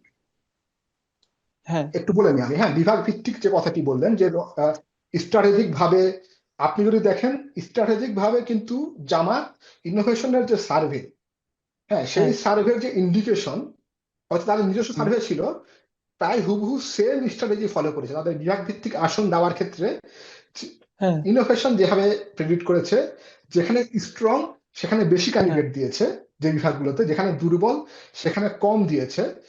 এবং আমি যদি দেখি তারা প্রাথমিকভাবে যে 179টা দিয়েছিল, আমি বিশ্বাস করি জামাত এতটাই স্মার্ট দল যে তারা এই 179টা ভেবেচিন্তেই দিয়েছিল। মানে তারা বিশ্বাস হ্যাঁ, করে যে এর বাইরে আসনগুলো তাদের জন্য কি অর্থাৎ ভালো হ্যাঁ, অবস্থান না। হ্যাঁ, তো হুম, এই 159টা যদি দেখি, তাহলে এর মধ্যে আহ, রংপুর, রাজশাহী, খুলনা এই তিনটা বাদে বাদ বাকি 5টা বিভাগে তারা মাত্র 90টিতে প্রার্থী দিয়েছিল। 5টা বিভাগ মিলে মাত্র 90টিতে প্রার্থী দিয়েছিল। আর হুম, ওই তিনটা বিভাগে তারা 102 জনকে প্রার্থী দিয়েছিল। 100, প্রার্থী হ্যাঁ দিয়েছিল। সম্ভবত 102 জন। তো এটা আচ্ছা, একটা উম, আচ্ছা, আমি একটু চেক করে বলছি আপনাকে। হ্যাঁ, জি। 5টা বিভাগে 192টি আসনের মধ্যে 90টি আসনের প্রার্থী দিয়েছিল তারা। এটা কিন্তু আর বাকি বোঝা তিনটা যায় যে বিভাগেই জামাত একশো নিজেরাও দুইটি বিশ্বাস দিয়েছে। করে যে অন্য এক্স্যাক্টলি, আসনগুলোতে তারা একটু দুর্বল। দুর্বল। একদমই, একদমই তাই। এবং এটার সাথে আপনি জি, একটু যুক্ত করবেন ভাইয়া যে আমরা একদম সর্বশেষ মোমেন্টে চলে এসেছি। 102টি যে নয়, আমি আমি যদি 90টির মতো, বাকি তিনটা বিভাগে 90টির মতো তারা প্রার্থী দিয়েছে। আচ্ছা, বইটার মতো আমি যদি একটু অন্যরকম ভাবে একটু আলোচনাটা করি সর্বশেষ, তাহলে আপনি আমাকে বলুন যে আমরা বাংলাদেশে তো দেখলাম যে, এবং বিভিন্ন আওয়ামী লীগের সাবেক যারা বাংলাদেশে ছিল তারাও বিভিন্ন টক শোতে এসে বলছে যে আওয়ামী লীগের লোকদেরকে যদি 100টা মামলা দিয়ে থাকে তার 99টা মামলা দিচ্ছে হলো বিএনপির লোকেরা, আর একটা হুম, দিয়েছে হয়তো জামাতের লোকেরা। তো এখন এর পরও আওয়ামী লীগের যে একটা ভোট ব্যাংক রয়েছে, কোর ভোট ব্যাংক, তারা কি আসলেই তাহলে বিএনপির দিকে ট্রান্সফার করবে? এটার কারণটা কি হতে পারে? তারা কোন ব্যাপারে এই জিনিসটা চিন্তা করলো আর কি? আচ্ছা, হ্যাঁ, খুবই গুরুত্বপূর্ণ প্রশ্ন যে আসলে কি হতে যাচ্ছে আওয়ামী লীগের ভোটারদের ক্ষেত্রে হ্যাঁ, এখানেও। বা, আমি যেটা বারবার বলছি যে লেয়ারিং করতে হয় প্রত্যেকটা সার্ভে। তো আমি নিজেও লেয়ারিং করে দেখেছি, এবং ইনোভেশন তাদের রিপোর্টে বেশ বিস্তারিত, আসলে সত্যিকার অর্থে বেশ বিস্তারিত কাজ করেছে তারা, রিপোর্টগুলো দিয়েছে। সেখানে আপনি যদি দেখেন, ইনোভেশনের প্রথম সার্ভেতে আওয়ামী লীগকে ভোট দেবে এটা বলেছিল 14% হুম, মানুষ, এবং হুম, দ্বিতীয় সার্ভেতে সেটা বেড়ে হয় 19% মানুষ।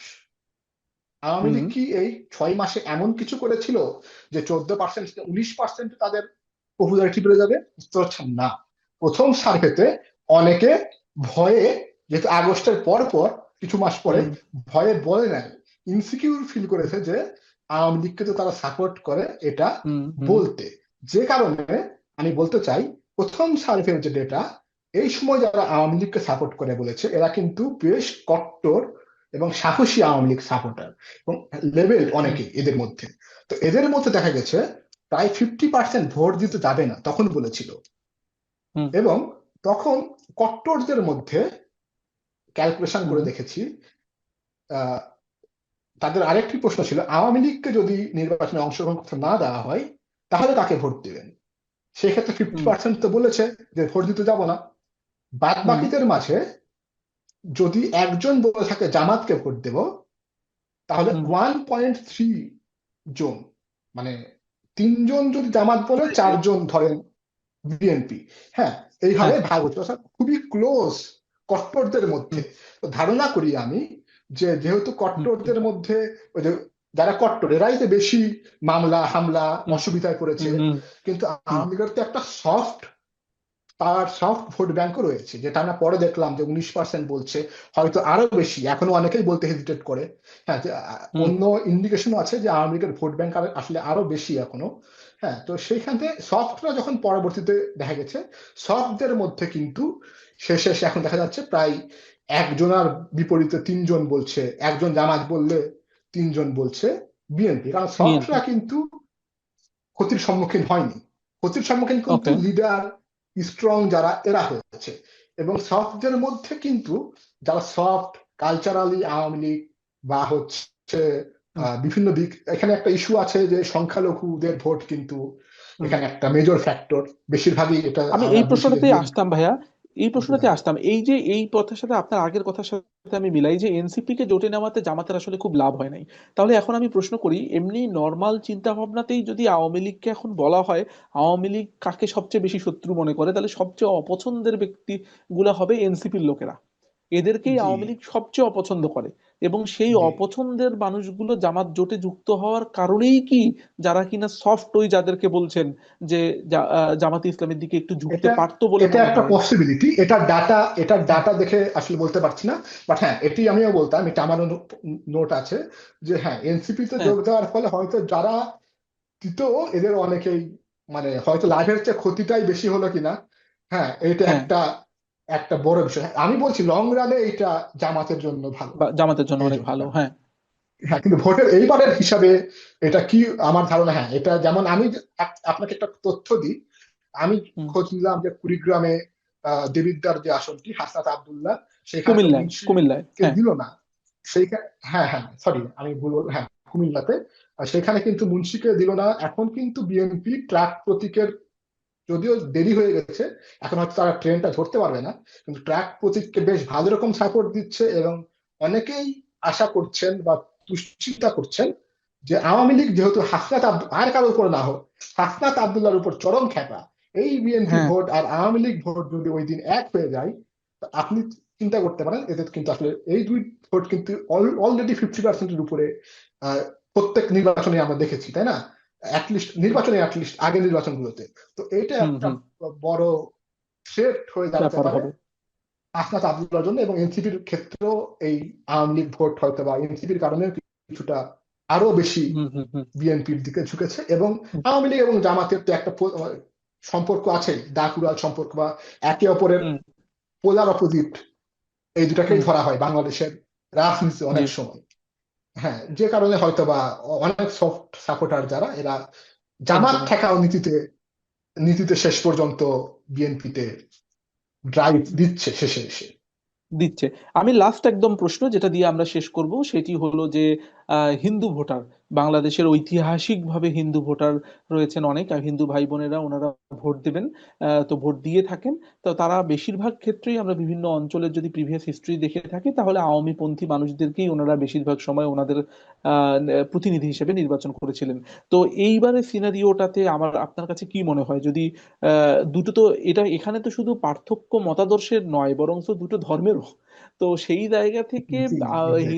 মানে হিন্দু ধর্মাবলম্বী ভাই বোনেরা মূলত কাদেরকে বেছে নিতে পারে বলে মনে হয় আপনার কাছে? কারণ অনেকগুলো আসনের ডিসাইডিং ফ্যাক্টর হিন্দু সহ অন্যান্য সম্প্রদায়ের বিশেষ করে ভোটার। রংপুরে যেখানে আপনার হয়তো বা ক্লিন সুইপ করতে পারতো রংপুর বিভাগে জামাত, হ্যাঁ, সেইখানে কিন্তু হিন্দু অধ্যুষিত এলাকার জন্য অনেকগুলো তো তারা পারবে না শেষ পর্যন্ত। তো হ্যাঁ, হ্যাঁ, হিন্দু ভোটার তো আমরা বুঝতে পারি যে এটা সম্ভবত তারা ভোট দিতে যাবে। হুম, হয়তো আওয়ামী লীগ ভোটাররা ভোট দিতে যাবে না, কিন্তু হিন্দু ভোটারদের অনেকের ক্ষেত্রে আমি নিজেও কথা বলেছি, অনেকে অস্তিত্ব রক্ষারও একটা বিষয় থেকে যায়।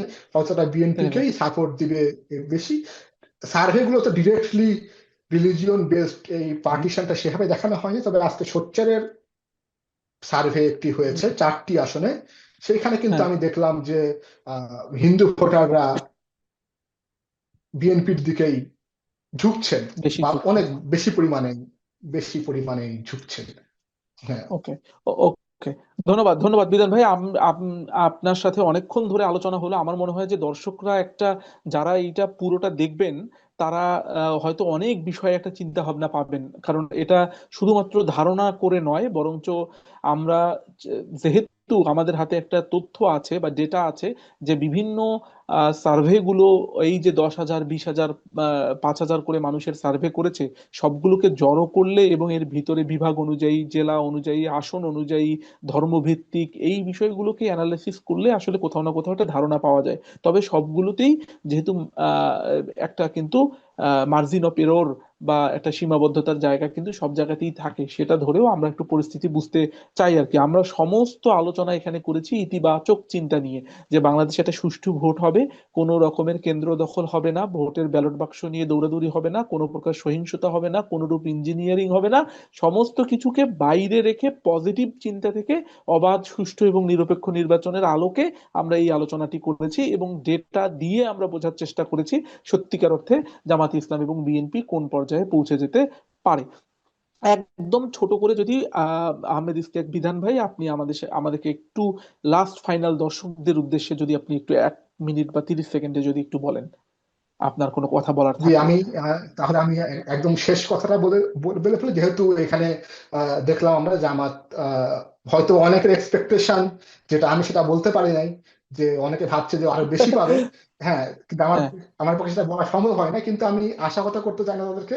আমি মনে করি যে যে কোনো কিছুই ঘটতে পারে, ডাটা এসব বললেও যে কোনো কিছুই ঘটতে পারে। বিশেষ করে আমি হ্যাঁ, 1991 সালের নির্বাচনের উদাহরণ দিতে পারি। এটা অনেকেই ভুল এক্স্যাক্টলি। করে, আমি যেহেতু এগুলো নিয়ে অনেক অনেক দেখেছি, ভুল করে। সেখানে কিন্তু আওয়ামী লীগের একটা জোট ছিল, আওয়ামী লীগ হ্যাঁ, একা নির্বাচন করেনি। এক ধরনের আন্ডারস্ট্যান্ডিং ছিল, আওয়ামী লীগ 264টা আসনে প্রার্থী দিয়েছিল, বাকিগুলো ছেড়ে দিয়েছিল। সেইখানে যদি হ্যাঁ, আপনি দেখেন, আওয়ামী লীগ 35% ভোট পেয়েছে, অনেকে বলে 30%, এবং বিএনপিও 30%, জিনিসটা সত্যি না। আপনি যদি জোটের অন্য সঙ্গীদেরকে যোগ করেন, এবং হুম, 35%-এর মতো ভোট আওয়ামী লীগ পায়, বিএনপি পায় 30%। কিন্তু দিন শেষে কিন্তু বিএনপি ক্ষমতায় এসেছিল।